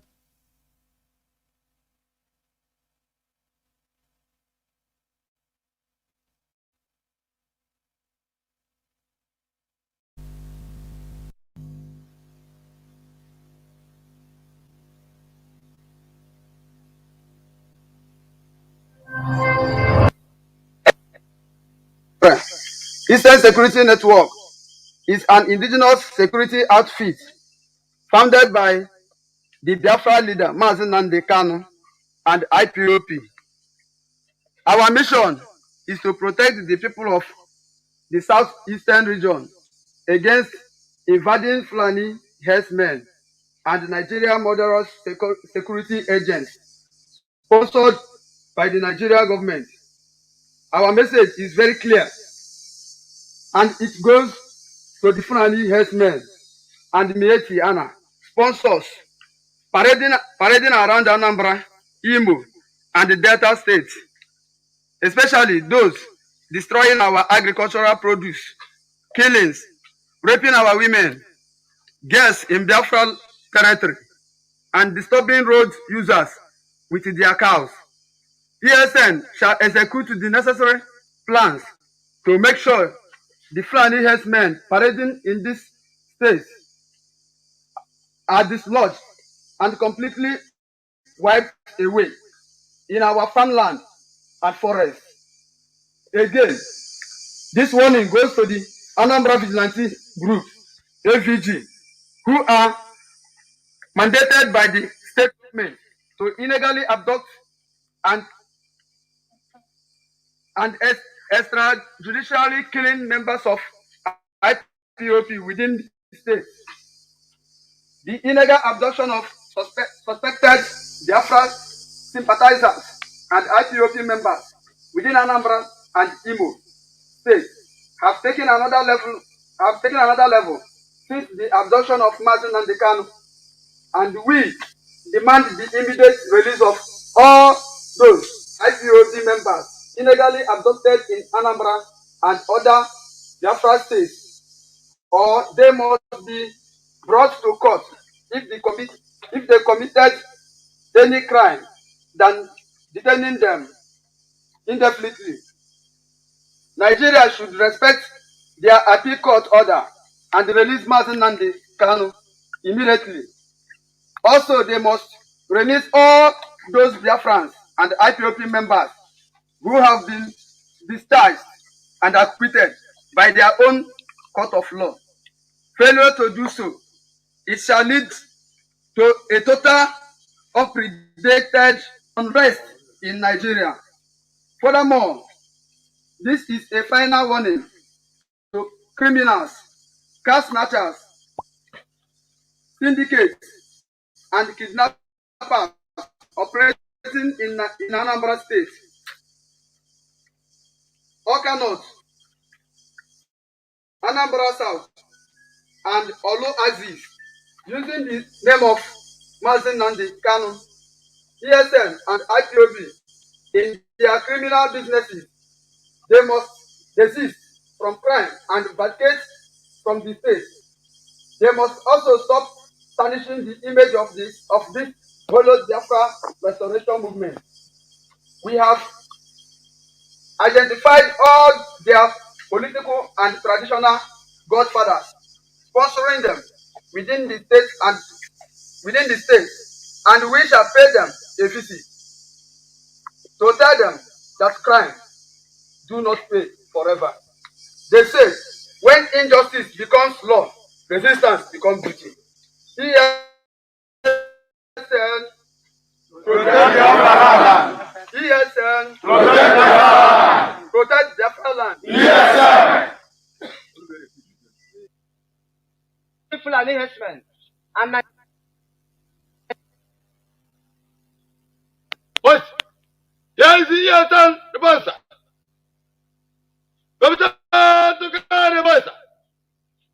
permission granted.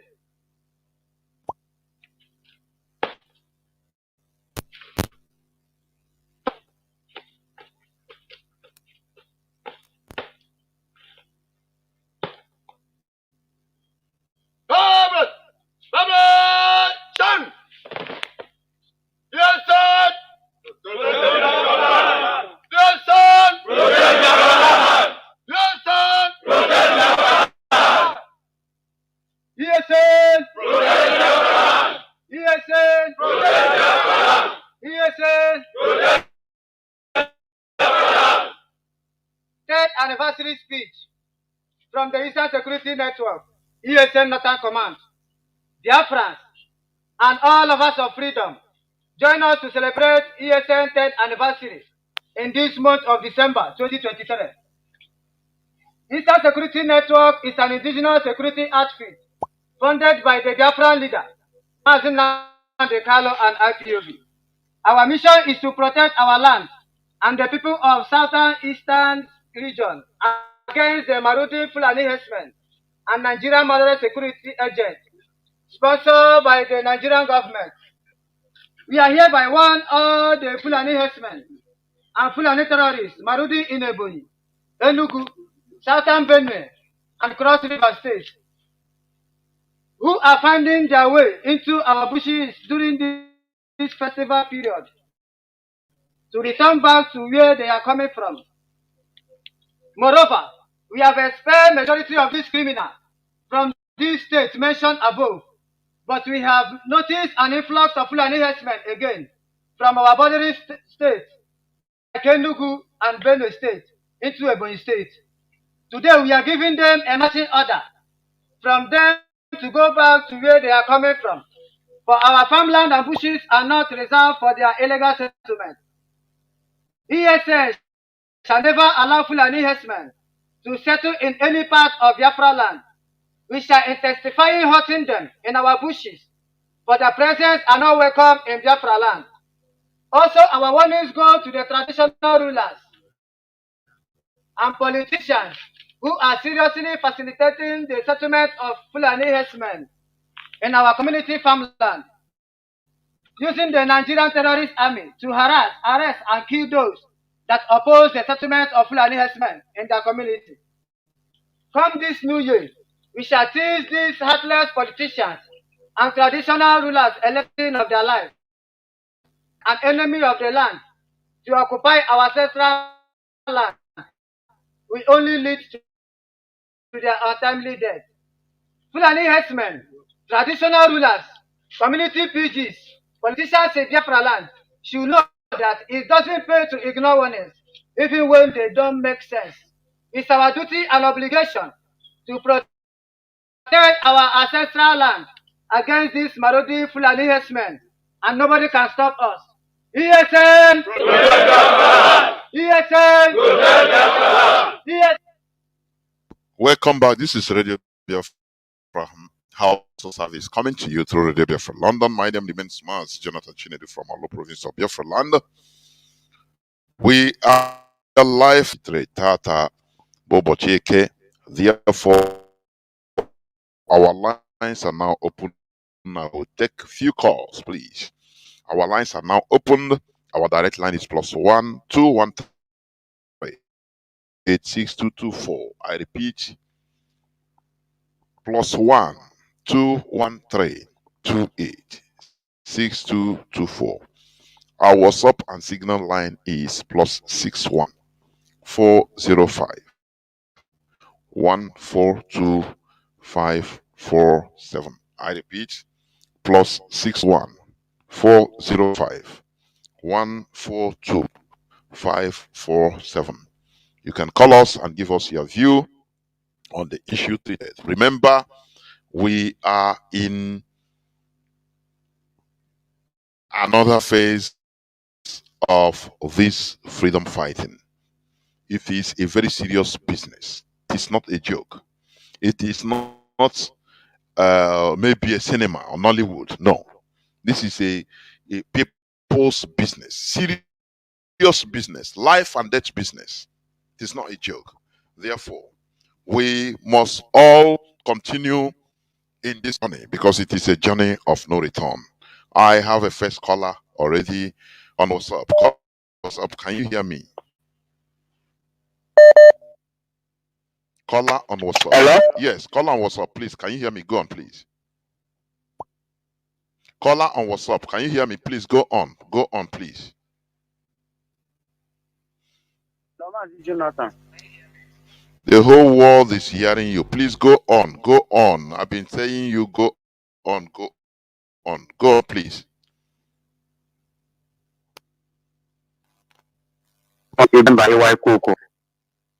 I'm calling from Biafra land.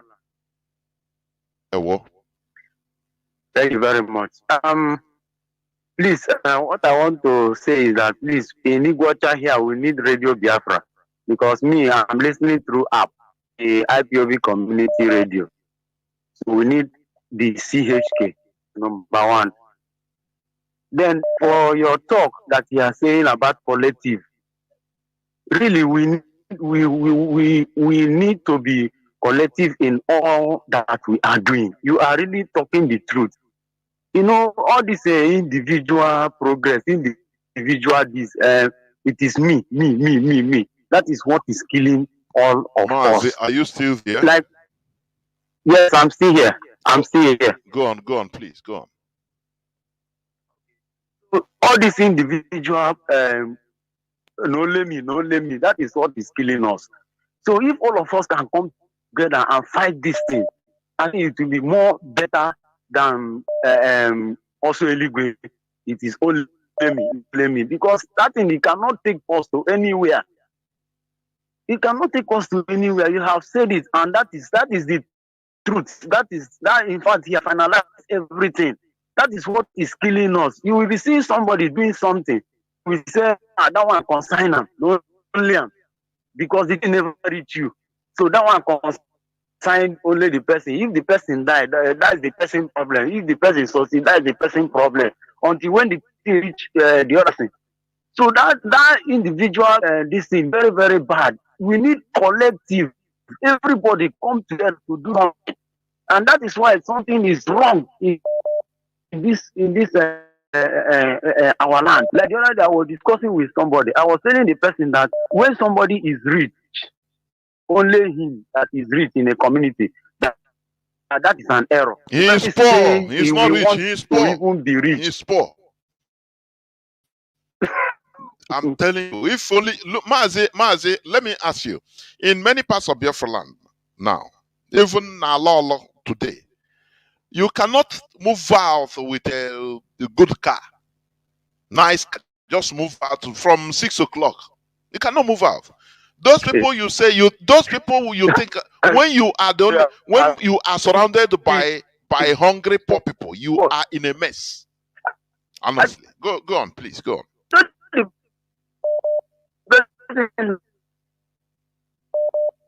Mazi, your connectivity, why is your connectivity treating you like this? Mazi, very big pity. But we must continue. It's the zoo. Let me pick caller on direct line. Can you hear me? Caller on direct line.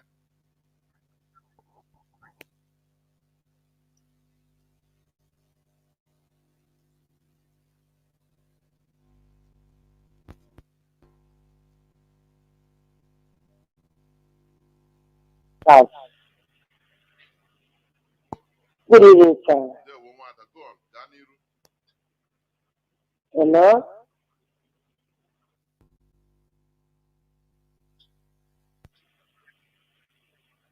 And if there was a okay, quite no call on me why you have for the Chinedu at one.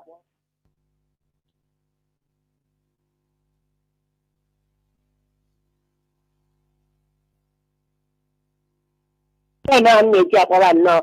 They do block on no, so and I mean with the Jimmy and no one no. So for no for leading that about daytime and you are no one no, and not a teach. Maybe not because you don't know my line now. And even now, computer can you complain now? When you're only information, you know, now fast, yeah, this fast, I don't know, of course. Now, IPO being around have more than 50. When they have in that area. So, my entire book of my baby, someone who's open to the can you complain? They cannot teach here. And moreover, I'm asked about Taja or Radio Biafra here. Hello? Hello?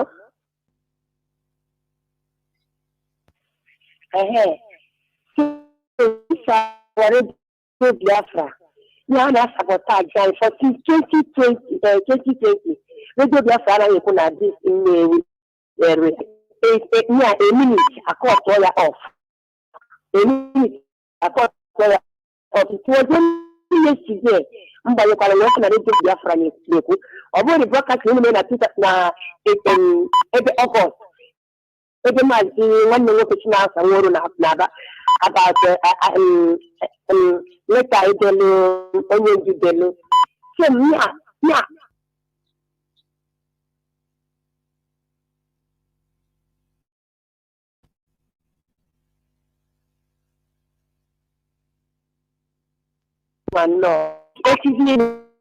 People are in a phone because this man, because that's what me complain about this man and Simon. Simon, I think you know the IPO being on the Eastern one. No, had I convert to go. I mean, to reside. So they said, my fellow woman, because of Simon.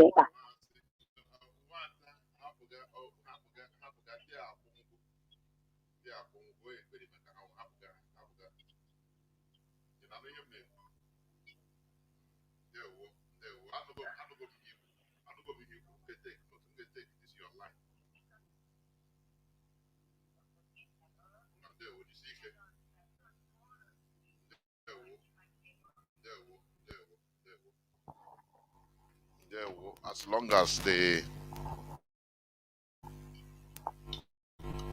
radio is talking, she confirmed that the radio is speaking right now.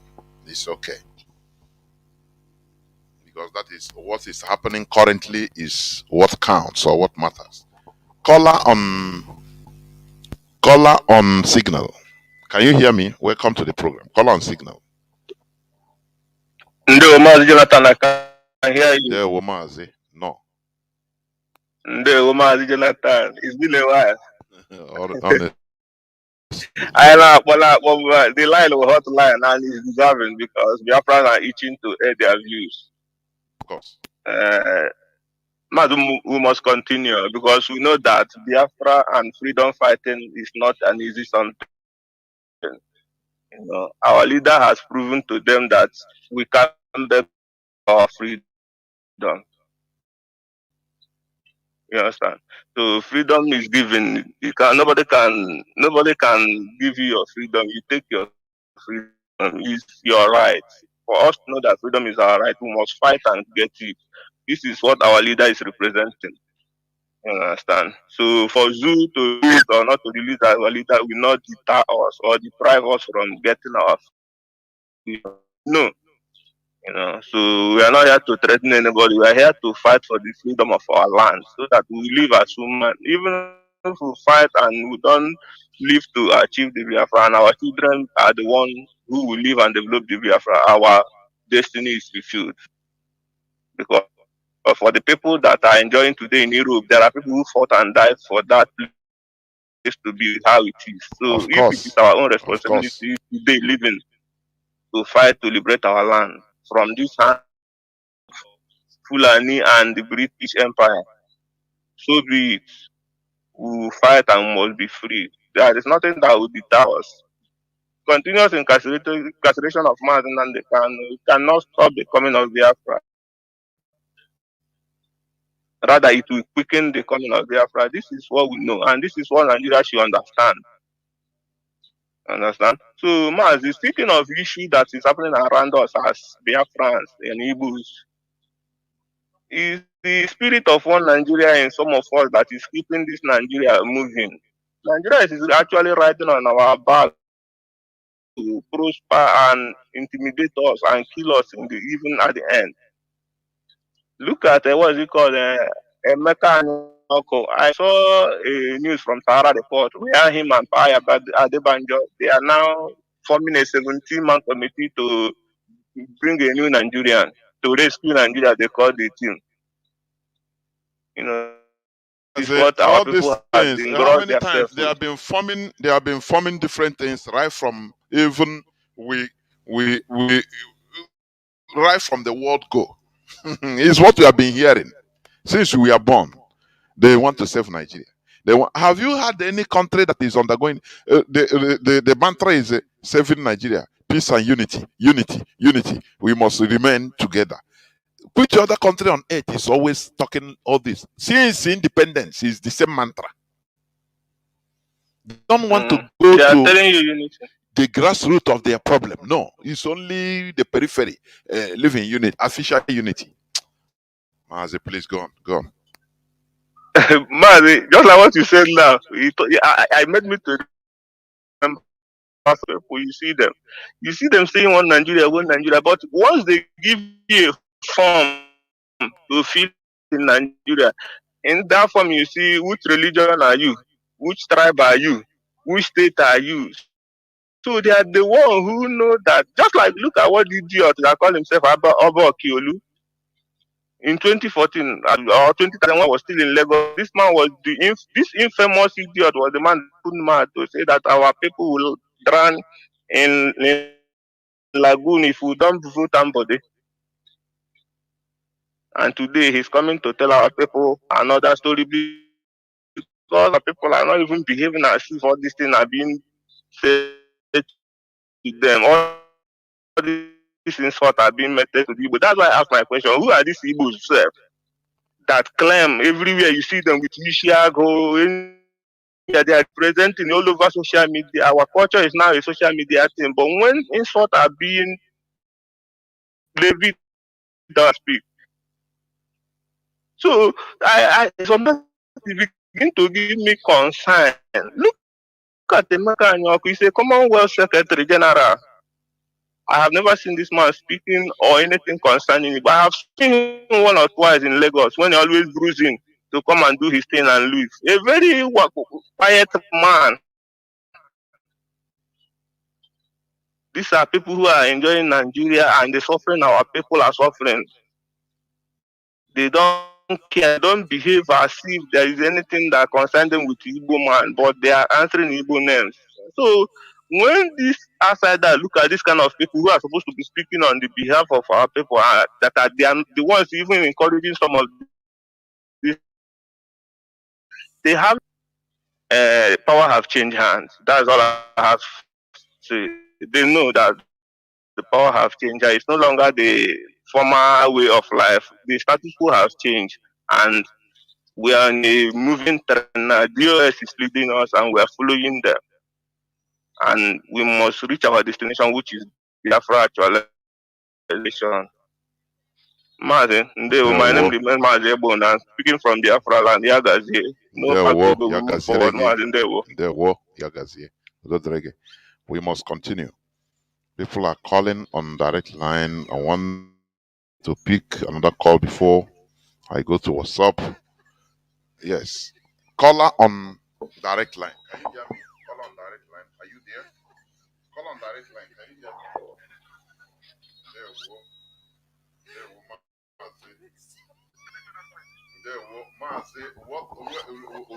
Mazi, let me tell you, because I don't know. Oge ọbụla ị na-ekwu, I love your spirit, but enyezina anyị anọzi na ekpo ihe ekpo ma Joe Biden ekpo ọ na-eme ihe anyị na-eme ọ dịka ọwụ ihe ụmụaka ị na-enye inyegide na warning nyegide warning since 2 years now. Please ka anyị dị objective gaa n'iru maazị ndewo. We are dealing with demons, Biafras, and they remember that the kingdom of God suffers violence and only the violent take the Biafra. After Biafra is restored, I can agent. You are not talking here. You are not Jonathan. And that person is there. That was time. That was time. That person is not making sure that you will be there, Jonathan. You there and the teacher. Then Jonathan, because I don't know they don't Biafra. What don't I? That's the word that it's only then I'm the kind of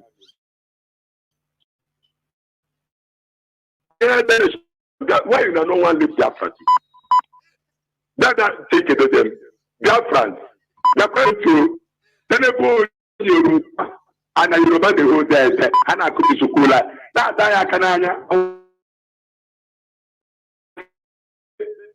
But the time I would go, how much is it?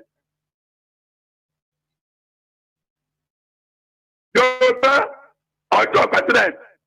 25th, I was a threat. That's a kind of alanga about Christmas. Hey, we give them the 10 billion. They go to the stage. Water. That's not a lot of Scudrica. Could you break it? That's not the way pretty here. Only see that all of them were to go in that nation, go to the best and they go make us the suffer. And we the with them and keke or can't they buy this again? Oh my God, it is us. The most.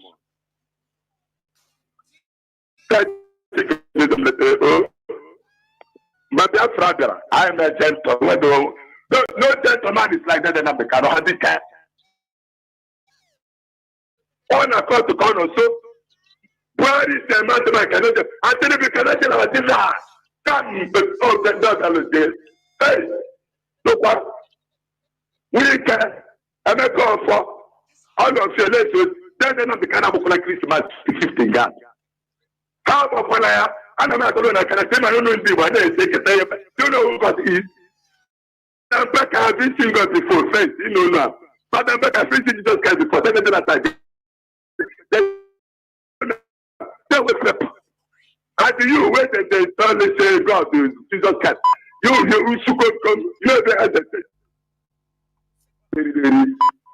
when I want to that side, the justice. I'll be the federal. So many people to beg a big preacher. Can't go here for a guy who can't sing in all the men alive. No, what? There's a ton of players who are can't play the Kagi. I remember that.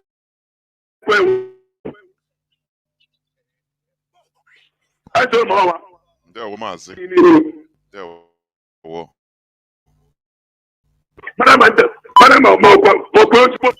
There were. Thank you very much. Thank you.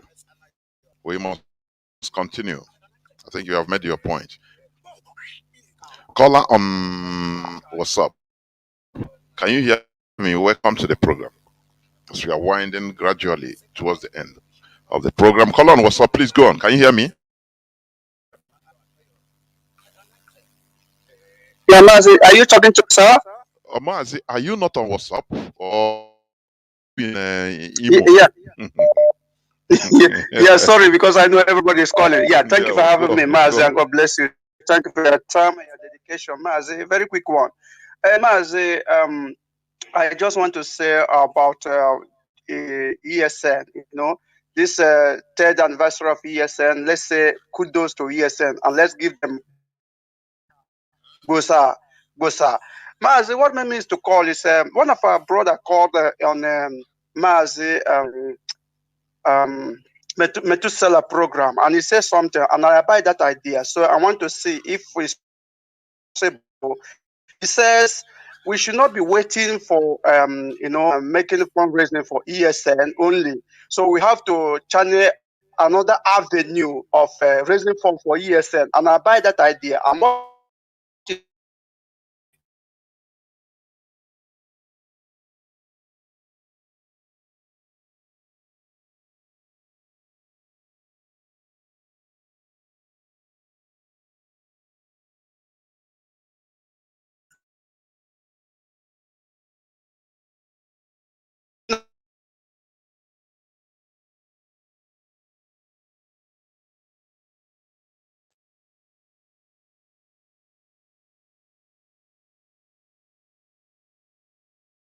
example, if people that have some change, not to say waiting when we are going to raise funds for ESL, no, just to say every country or every city, just say if you have this new account so that you can put anything you like, maybe €1, maybe $1, maybe £1, maybe £1 that is extra for you anytime, any minute, anytime. Does it have extra change? You can just let me just throw it for ESL. I think that is a wonderful idea. So I just want to say, if it's possible to our leaders to look into it. Now that Biafrans know now that ESN is intact, before most of them is confused. If ESN is not intact, or if ESN is gone out of hand of this Eperim or something like that, now they know that ESN is intact, that ESN remain who they are. They're there to defend Biafrans. So what I'm saying is, Mazi, Biafrans, please devote your time to contribute for ESN. This is the time. And ESN said they are ready to go. They are ready to go means they are ready to go. Please, for anything you can donate, please donate for ESN. If this channel can be open, Mazi, it will be wonderful so that people may not be waiting until they say fundraising. Fundraising is okay, but this is just casual giving. Just if you have a chicken change, you can say, let me just throw it to ESN. Mazi, that's what I want to say for here. Mazi, thanks for having me, and God bless you. Thank you, sir. There were the way he said chicken change. Anyway, people, it's noted anyway. It's noted. We must continue. Caller on signal. Can you hear me? Welcome to the program. Caller on signal. Yes, Mazi, Jonathan Chinedu.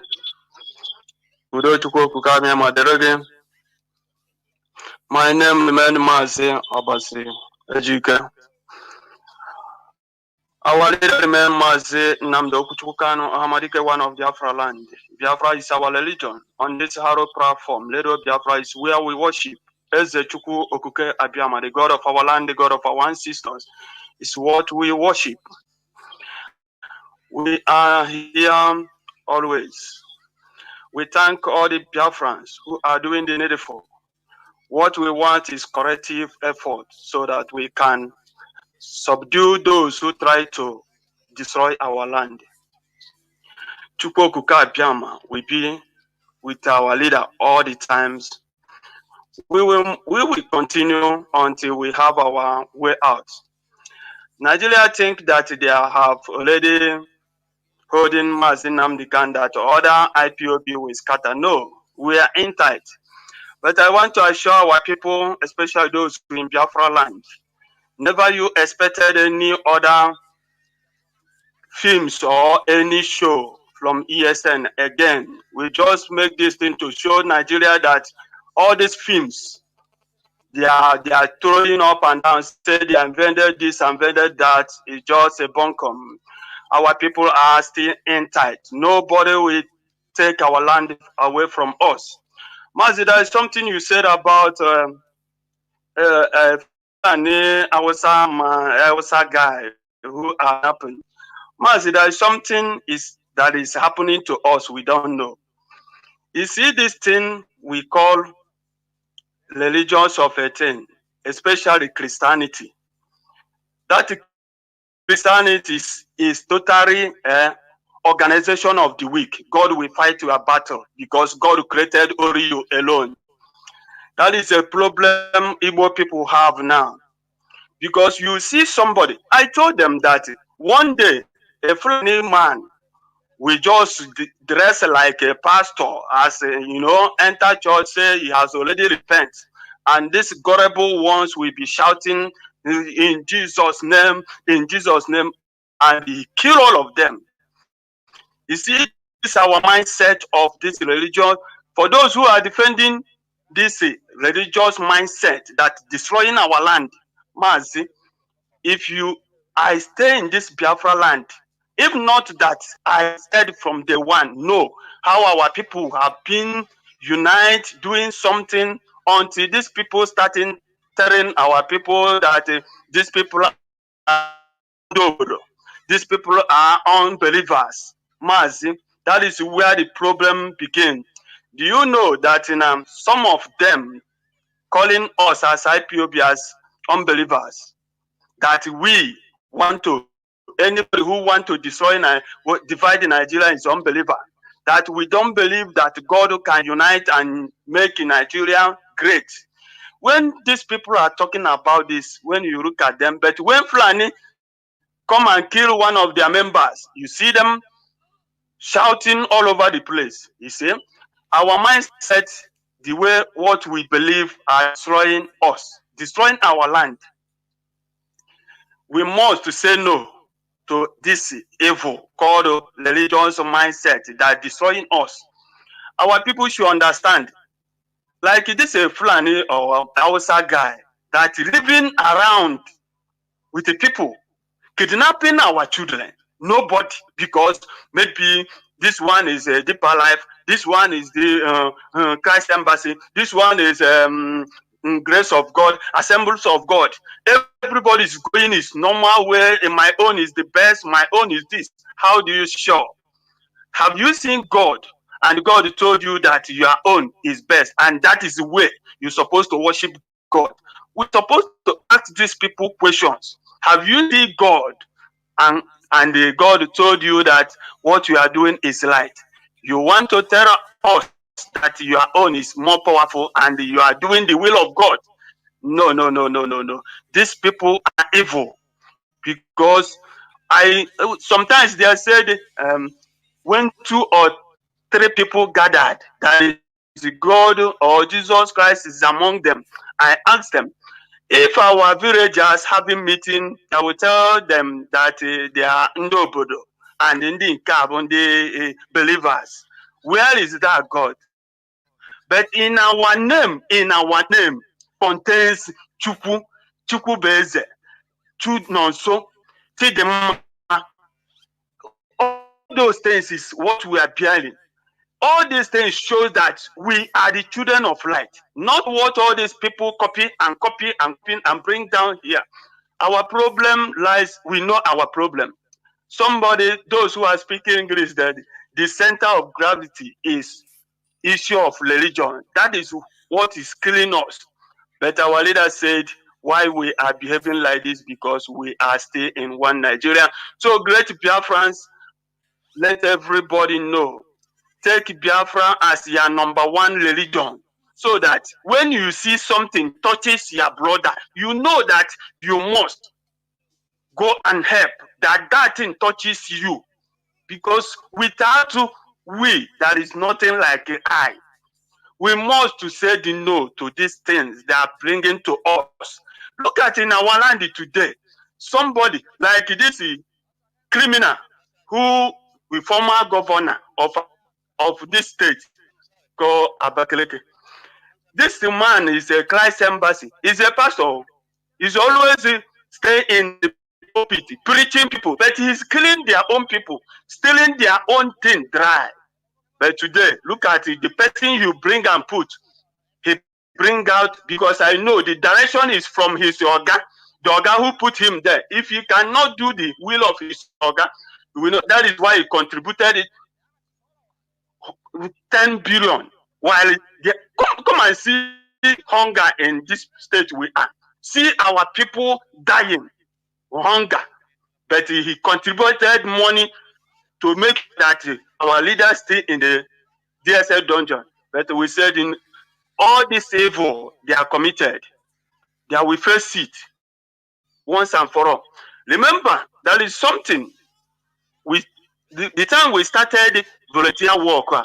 There is a place we always tell our people to Edo Biafra and tell us where these Fulani people have their settlement. Do you know one day after we fight, see, I went to do some work. I reached there, I hear moo moo. I asked the man, what is happening there? He just told me that it's a Fulani settlement. Yeah, what? Are you not be hearing Radio Biafra? That when you see, what am I going to do? If we make noise, Fulani will come and burn them. I said, so you know that they will burn you. Let me tell you, as far as you are living with them, it's like somebody who are living with a snake. Any day you like it, bite you. I give that man 24 hours. Those Fulani will get out from this place. You just take it as the next day. He called me and told me, how do we do this? I said, go and sit down because you people don't want to help us. If you people want to help us, whenever you see these people, you call. Tell us where they are dead. Let us get these people once and for all. And people don't want to help. Mazi, great Biafrans, please and please support ESN. Train yourself hard because this fight is corrective. We are talking about ESN now, but what we are saying that everybody security that way, the will of our leadership. Follow the will of the direction of our leadership. Don't say you want to do your own in your own way. We don't need all this problem again. We have already settled the issue of nonsense man who call themselves rubbish. This time around, please and please follow the direction of our leadership. Tell us where this thing is. Wherever you see these people, make sure you call and tell us. Forget about what is going to happen. You're a good man. Continue your work. All the great Biafran. You on the home na dinama. We don't know more Chineke. There we Continue. There we Call Mazi Chuku. Can you hear me? Welcome to the program. Yes, I can hear you, man. There we Thank you for holding on. Thank you very much. My name is Chiku Emmanuel. I'm speaking from my location. I greet you once again, my John, as always. I greet my leader and our leader, Mazi Namdekano. The man who said so many evil that was hidden under the roof of heaven. I greet him once again.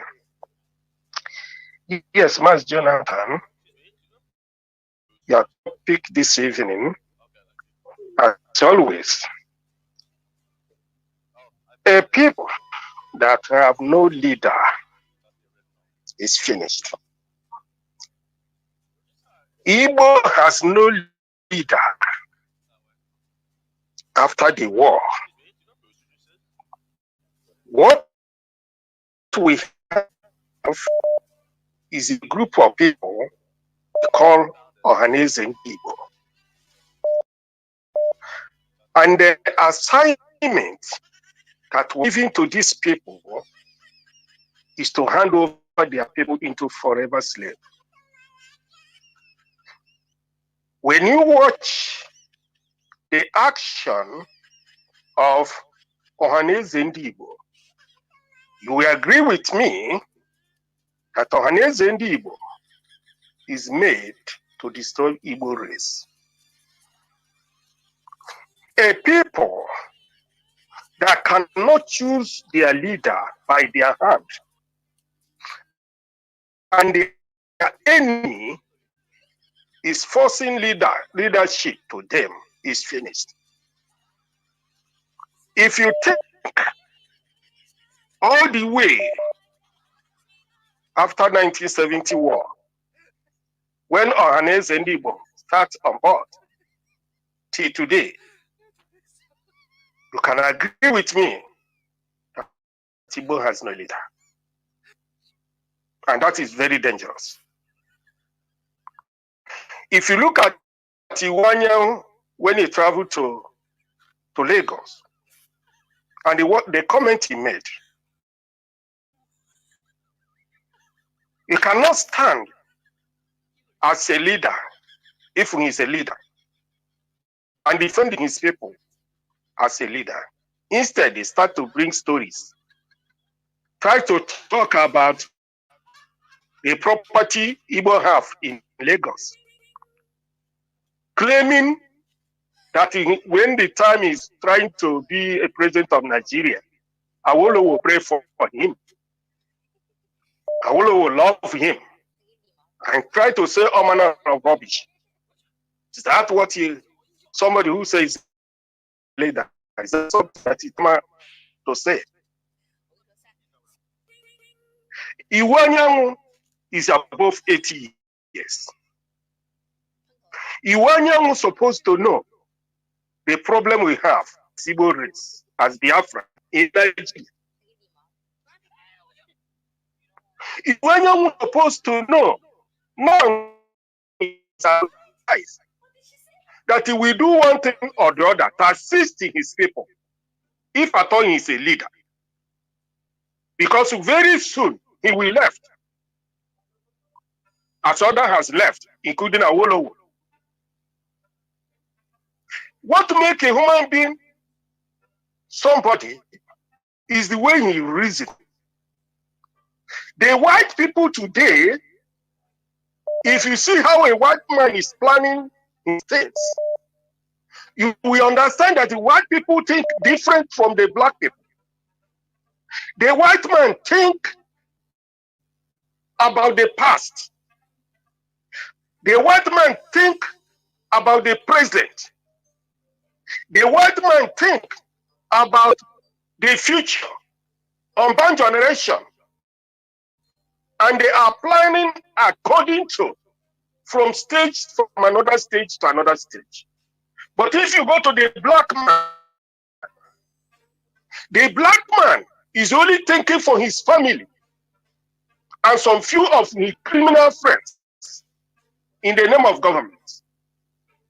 A black man will sold his people as a slave only for him to make money for himself. A very big margin difference is between white man and black man in the word of reason.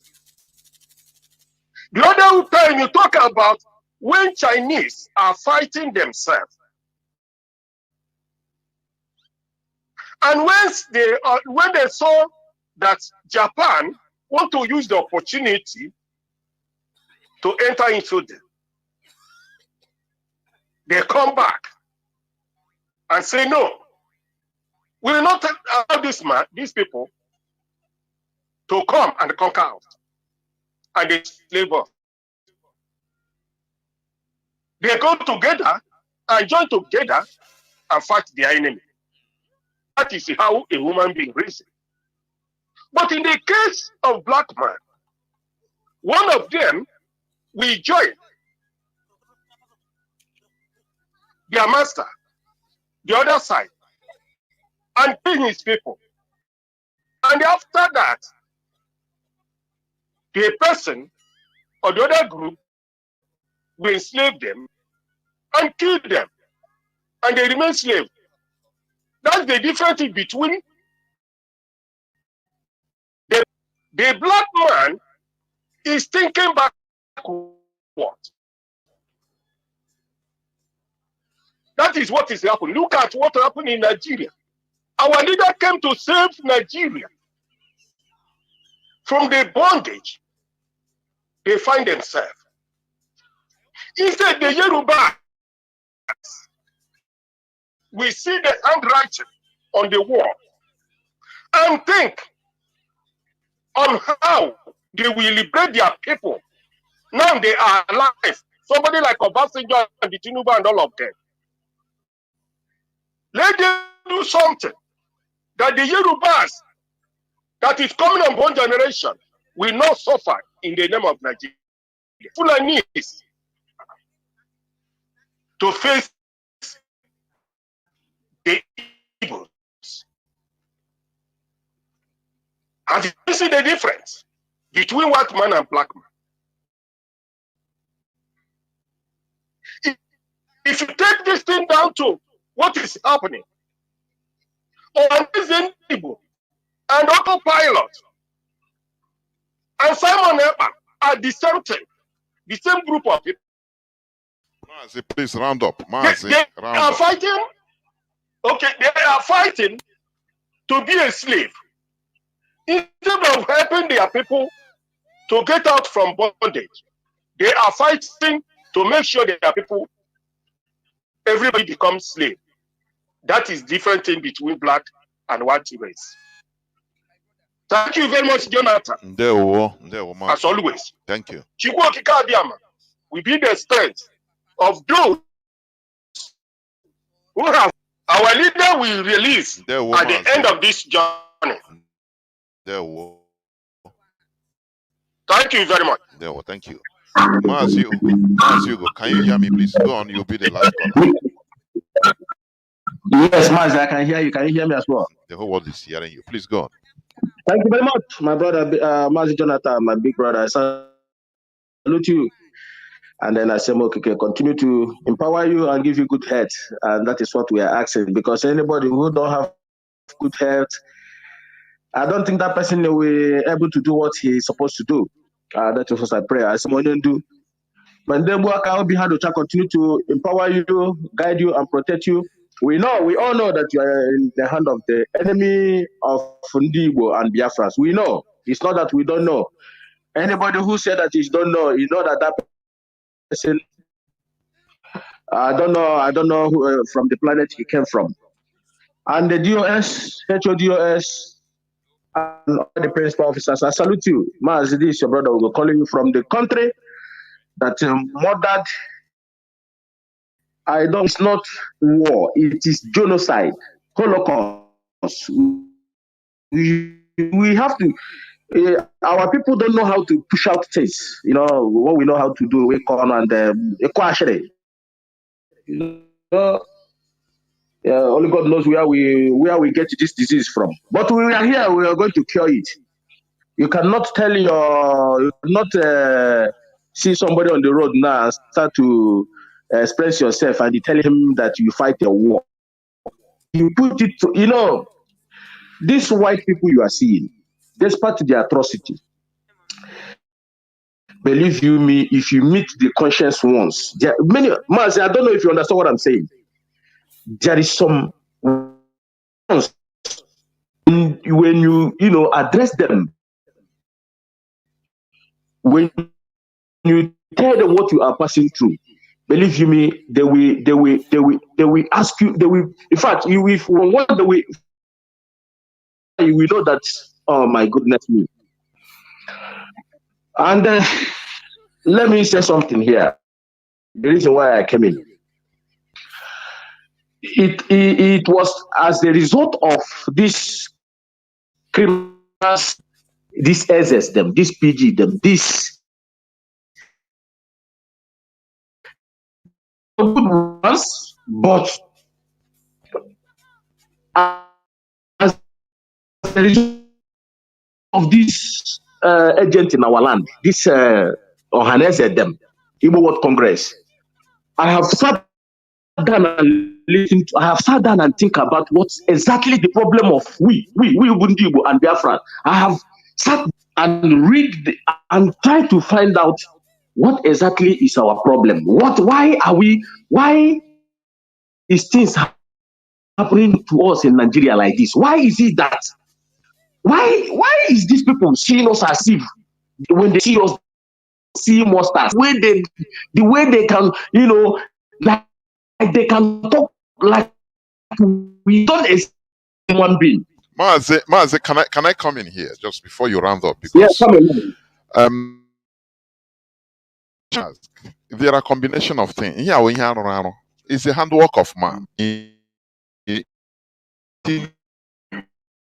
Some are from our inability to play the required politics for collective interests.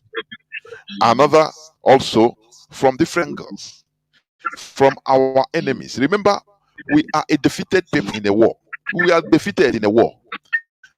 Now they started the process of complete conquest since 1970. Maz, it seems I don't know. Are you on in another? Are you using another device? I don't know because it's making noise. Now, Mazi, I'm not using another device. okay. Now, since 1970, they entered into another phase of complete conquest that is more dangerous. They impose on us people that are against, that are not the saboteurs in our midst, is who they impose on us. So imagine Ike Nwachukwu Umar Sanda representing the Igbo in the national conference by, is it Good Luck, as a representative. People he fought during the war. Oh, Ike Nwachukwu Umar Sanda, he was once a military administrator of Imo State. Do you see?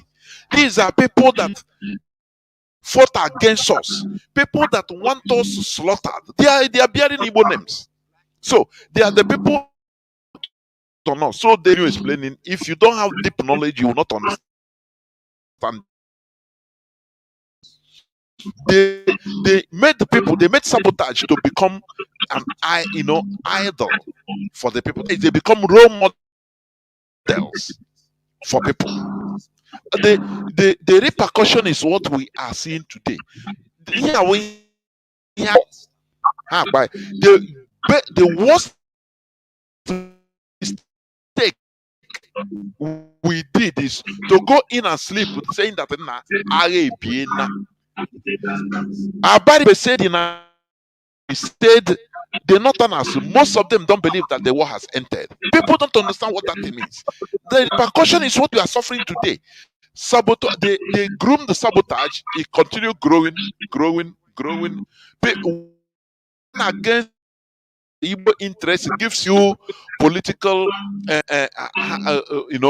hierarchy. It makes you to political promotion in Nigeria. As an Igbo man, you must work against Igbo people, Igbo collectivity. So at now it become a way of our life. To this, the lowest peasant, the sabotage also is there. I got patching here like this. I get me like this. I go here, amen. Mother Yiri, patching I say, one or two people before that day, one or two people got read the thing, got report all the whole thing. I be on crush on your own. So it is from time. I made a mistake. Our fathers made mistake. That is the mistake we never continue making by not being at alert. I am telling you. And the result is what we have seen today. I want people that are most subjugated, most humiliated, and I would say as a pattern of life. They sow seed of discord on everywhere, anywhere they put you as Igbo man. Look at Ohanes and Igbo. If they talk about Igbo, they talk about only 5 states. Do you see?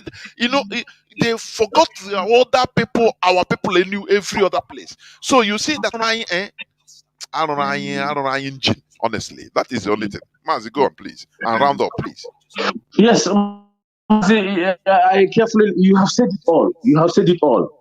Because that's why I said if you're an IPP member, you need to power yourself. You need to tell yourself that you are a winner. It baffles me.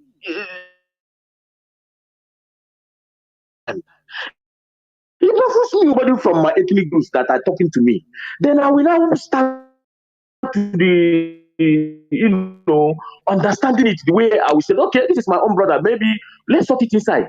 Somebody that outside, that we are better off. You know what, Mazi, what kills me, what makes me sometimes when I go to social media, when I, because I always look where they discuss Igbo or Biafra or IPO man, they can, I must call in there and speak to them in the language they will understand. Yes, they know me for that one. But you know what baffles me? Why I keep asking the result of what we are suffering today. You have said it all, but let me keep a little thing. Could you imagine that to Oba of Lagos, a traditional ruler of another ethnic group, we stay in his chamber, talking down to another ethnic groups, calling them that, calling them all sort of names, telling them if you did not vote for us, we throw you in lagoon. Telling us, Igbo people, from the research I've done, they say that Igbo people are the sixth richest ethnic groups in the world. Six richest ethnic groups. Do you know what that is? These people, this man sits in his comfort zone and keep talking to us as if like we are nobody. And what baffles me, you will never see other traditional rulers reply him, tell him to go to hell. Tell him to go to hell. Also IPOB. That is why some Yorubas, especially today, we don't bow for these criminals. They know that we don't bow. That is why when that man said that thing, I have warrior poison now. When Yorubas look at us, they will know that these people, they really mean what they are looking for. Look at that man. We can never wake up. It's not equal people. We know us as in we don't disrespect people. But from what I have seen, have made me know that I can disrespect anybody also in Nigeria as he stands. Because this man will stand and tell us the ethnic that what we cannot achieve in Aba and this and you do this, if we don't vote for we throw us in Lagoon. And we have Obi of Onocha. We have some Igbes. Tell this man to go to hell. Call his names too. Okay, yeah, but no. Now I now understand that these people are agents in our life. They can speak because they are the problem. Because if these people, if Bukatua, the former lawmaker of Northern State, can come out to the national television and say he was deserve to be killed, the video is there. No, nobody challenge this man because nobody. Look at the vice president, a terrorist man. Do you know what he's telling this Lagos State governor now? That he is maltreating the Northerners. That is the news. That is maltreating the Northerners. This vice president, this Shetima. That is what he's telling Showolo of Lagos. That is maltreating the way he's maltreating the Northerners. But when it comes to our own, nobody speak. At least these people. Okay, look at Autumn. Autumn, as a governor, only him. Upon everything the Fulani did to him, he speak for Mazi Nnamdi Kanu. He still ask them what was the crime of Mazi Nnamdi Kanu. Nnamdi Kanu should be released, but in our own side, Mazi. I understand you. I know. Mazi, but let me before I drop. You see, Mazi Nnamdi Kanu taught us a history. In England, there is one of their king that is why they have this House of Lords. They cut off his neck, where that you are nobody. In France, they do the same thing. The France rose up and cut off his neck. Yes, France, we can do that. This people in our land, these people, Rochas or Krocha, all these criminals or politicians, they are nobody. You know what immediately will be here? And the police and DSS. That is where their whole lies. They knew that the Biafrans can raise against them, but their own power and might is the military they are bringing to kill us. That is all. Because therefore, he knows that we can apprehend him. We tell the international that this man is a criminal. He has killed a lot of people. It's when Mazi say it's only we can carry out regulation. It's true. You know what he's saying? Other people are those eyes. But Mazi, I will leave it here. What I'm saying that we will keep pushing. Of course. One day, yes, Mazi, Thank you very much. I understand. Caller on WhatsApp, Mazi, please make it very brief because I just pick your call because you have been calling. Otherwise, Mazi Hugo would have been the last caller. Go on, please. Just make it very brief. Thank you so much, sir. Good evening, dear friends. Good evening, Mazi Namdekano. Honestly, I'm happy to be on air today, and I just want to make it brief. Like you said, 2 questions I want to ask. I was making a short browsing to find out the number of the population density of human ecology. However, in Britain, as far back as 2022, I realized that it's about 67,500 with some fragrant population. So I want to drag you back on this now. My question is this. Now, when people said if they leave Biafrans, they will not survive. If they leave Biafrans, they will not survive. I want to ask, sometime like 3-4 years back, I remember that Nigerians were saying that they have finally breakthrough in one of the states in either Sokoto or Kaduna, that they have finally gotten that it was somehow a landlocked with that breakthrough to get both sea and whatever oil there.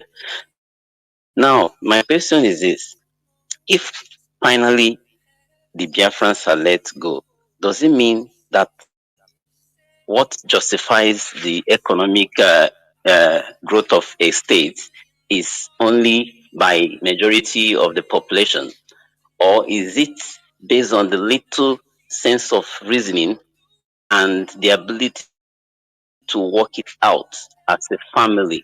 Why is it that people are now clamoring to survive within the range of 200 and something million of Nigerians, not realizing that some other countries, like you lectured us some time, is about some of them 2 million, some of them 5 million, some of them 6 million. Now, why is it that Nigerians want to unite and suffer inside one place? Number one. Then the second question is this: why is it that anytime they born Jesus Christ, then things become hard in the southeast? That is the last question. Thank you so much. So I need the question. I don't know if I made myself clear. Thank you so much. Bye. Thank you. Let me go on, Mazi. You always ask different questions, which is also brilliant. But we should understand the problem. The number one problem we have is the inability to comprehend issues in the reality of it. You know, that is where comes media propaganda. It works wonders, eh? You know, Mazi Namdekano is a wise person. He's an illuminated mind, Illuminati. Let me call him Illuminati. I am telling you, which we are aspiring to be. He first of all understood that talking to masses, media is one of the weapons of either mass destruction or mass elevation. Either weapons of either mass destruction or mass construction. Let me put it like that. The media. That is why he first of all instituted this hallowed platform, where it all started, Radio Biafra. In order to start talking to people, they use media, everything, to destroy us. Propaganda. You know, like when social media never come out, radio, television, newspaper, any slightest thing that happens, They say Igbo don't love themselves. Hey, Igbo, they are killing themselves. They promote it. Igbos don't love them, but people, the Northerners that love themselves, see them. They are terrorizing themselves, killing themselves. That one, they don't put it in that manner. They don't show it or say it in the manner they are propagating lies in our land. When they continue talking something, subconsciously you are absorbing it without knowing. Now, when you even any person that, as long as it's something you are hearing every day, oh, ndị Igbo kpọrọ onwe ha chi, ndị Igbo ahụ dị onwe ha n'anya, ndị Igbo don't love themselves. Ndị Igbo, now you will be looking for loopholes in order to justify what you are hearing. That is why when you go and, for example, you buy something that is a bit more costly from an Igbo person, you got it. Nah, so now, me I'm Igbo, you are an Igbo. Now so they talk. It's true. Igbos not love themselves. Look at what you're selling to me. So in are watching, because you have been conditioned in order to look for that fault. So everything points to that direction, to you or for you. It's a program. I don't know what people. I don't know. If you understand what this program means, you direct robot with program. Finish, and the robot will be acting as you command it through the program. So this media propaganda is acting a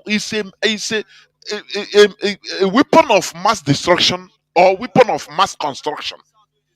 In Radio Biafra, it becomes a weapon of mass construction because we are constructing ourselves to the way we should be.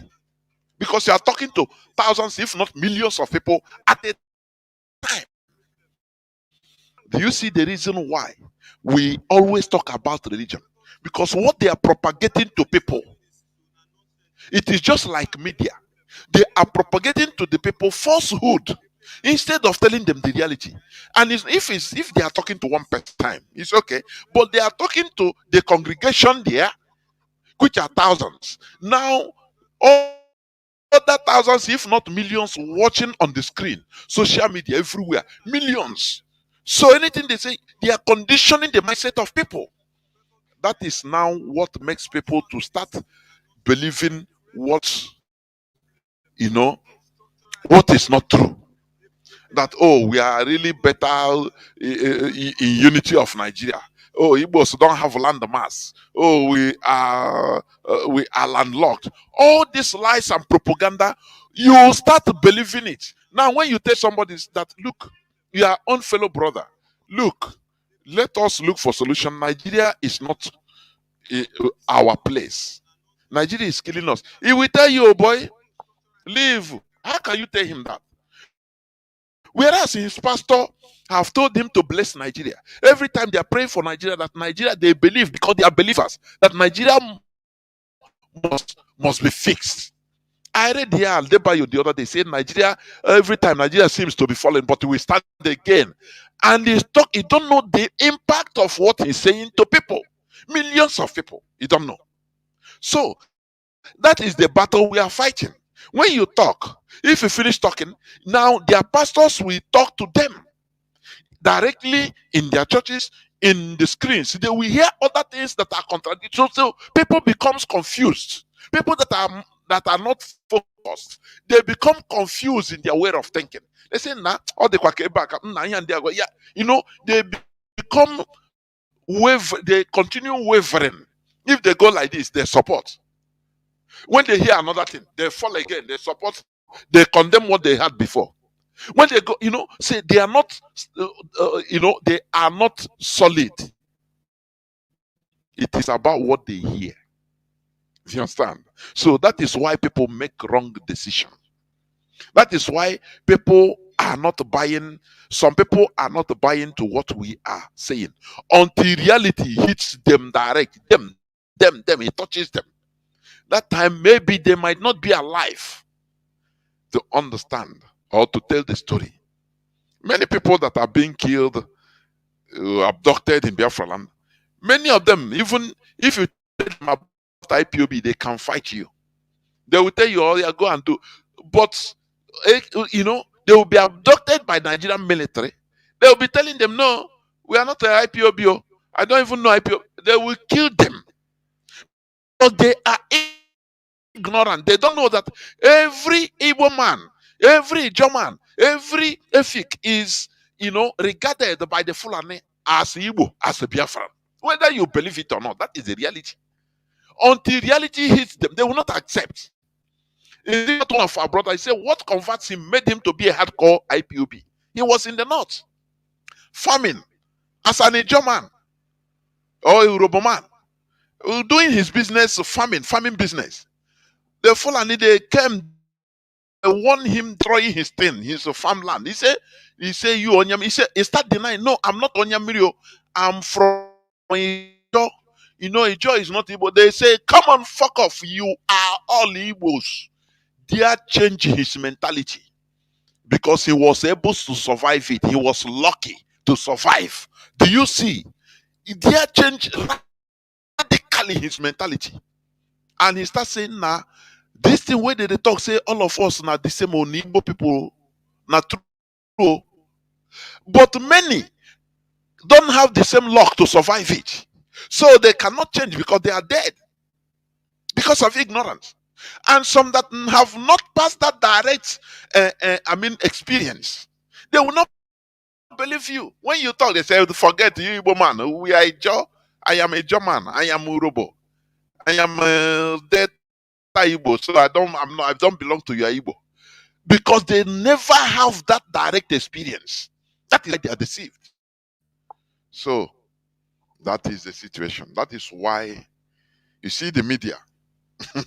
You see the media is, as I say it's a weapon of mass destruction, or also it could be a tool for mass construction. That is what I describe it. So Mazi Nnamdi Kanu is wise by establishing this so that we fight for our collectivity. Like what our brother said, the worst thing that can happen to a race is sentencing a race. I used to say it all the time. Sentencing a people to individual survival. People don't, individual survival. That race will continue diminishing. You think that you are doing well individually. Personal wealth is nothing. It's nothing. Rather than the community wealth. It is better a village, a community, to have all bungalow, at least 80% of the population, maybe of 200 people in the village, have all bungalow and electricity. It is better, more better. It will make crime all normal, poor from that community. It is better than having one or two people in a community of 200 people, having maybe four-story building, only two people with electricity, only them. Then others are having nothing, only living in huts with no electricity. Do you think that those people, that person is rich? He's poor because he will be disturbed. The people that are surrounding him, they will disturb him until he will die of stress. If not, they will kill him or kidnap him. So that is one thing Nigeria politicians don't understand, or they understand it, but they are mischievous because they round themselves up with the military and police that are also suffering. They become untouchable. That's why they loot. Instead of distributing equitably the wealth of the country, I must provide electricity 24/7, even if Britain likes it or not. All these things we talk about the system. Yes,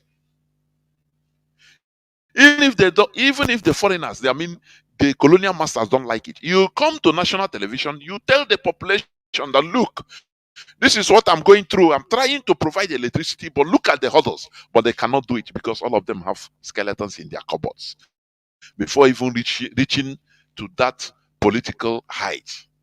All of them have been compromised. Their nude pictures and how their criminal activities are on record. So no person can work with the people in Nigeria. It is impossible. No politician. All of them are crooks. Britain have their files, all of them. If you mess up, they just reveal only a fraction of your file. They will, you'll be impeached immediately. That there you will know that the Senate can impeach Nigerian president direct, and he will pursue him. He will go. That is the reality. When they have British support, that is it. So what am I trying to say? Biafrans and lovers of freedom, in conclusion, we must continue in this fight. It is a fight we don't look for on nobody's face. It is a fight for survival. If we stop due to one thing or the other, we are all gone. We are dead. Are you here? So it is not something that emotion will make you to stop, or due to the continuous detention of Mazi and you give up. You are you doing it for Mazi Nnamdi Kanu? You are doing it for yourself. Understand? That we bring out Mazi Nnamdi Kanu. It is now confirmed. So get ready for the turbulence ahead. That is the only thing I will conclude. Thank you for listening. Biafra is our religion. Biafra is who we are, is our identity. From me, Mazi Jonathan Chinedu, from here, it is simply good evening.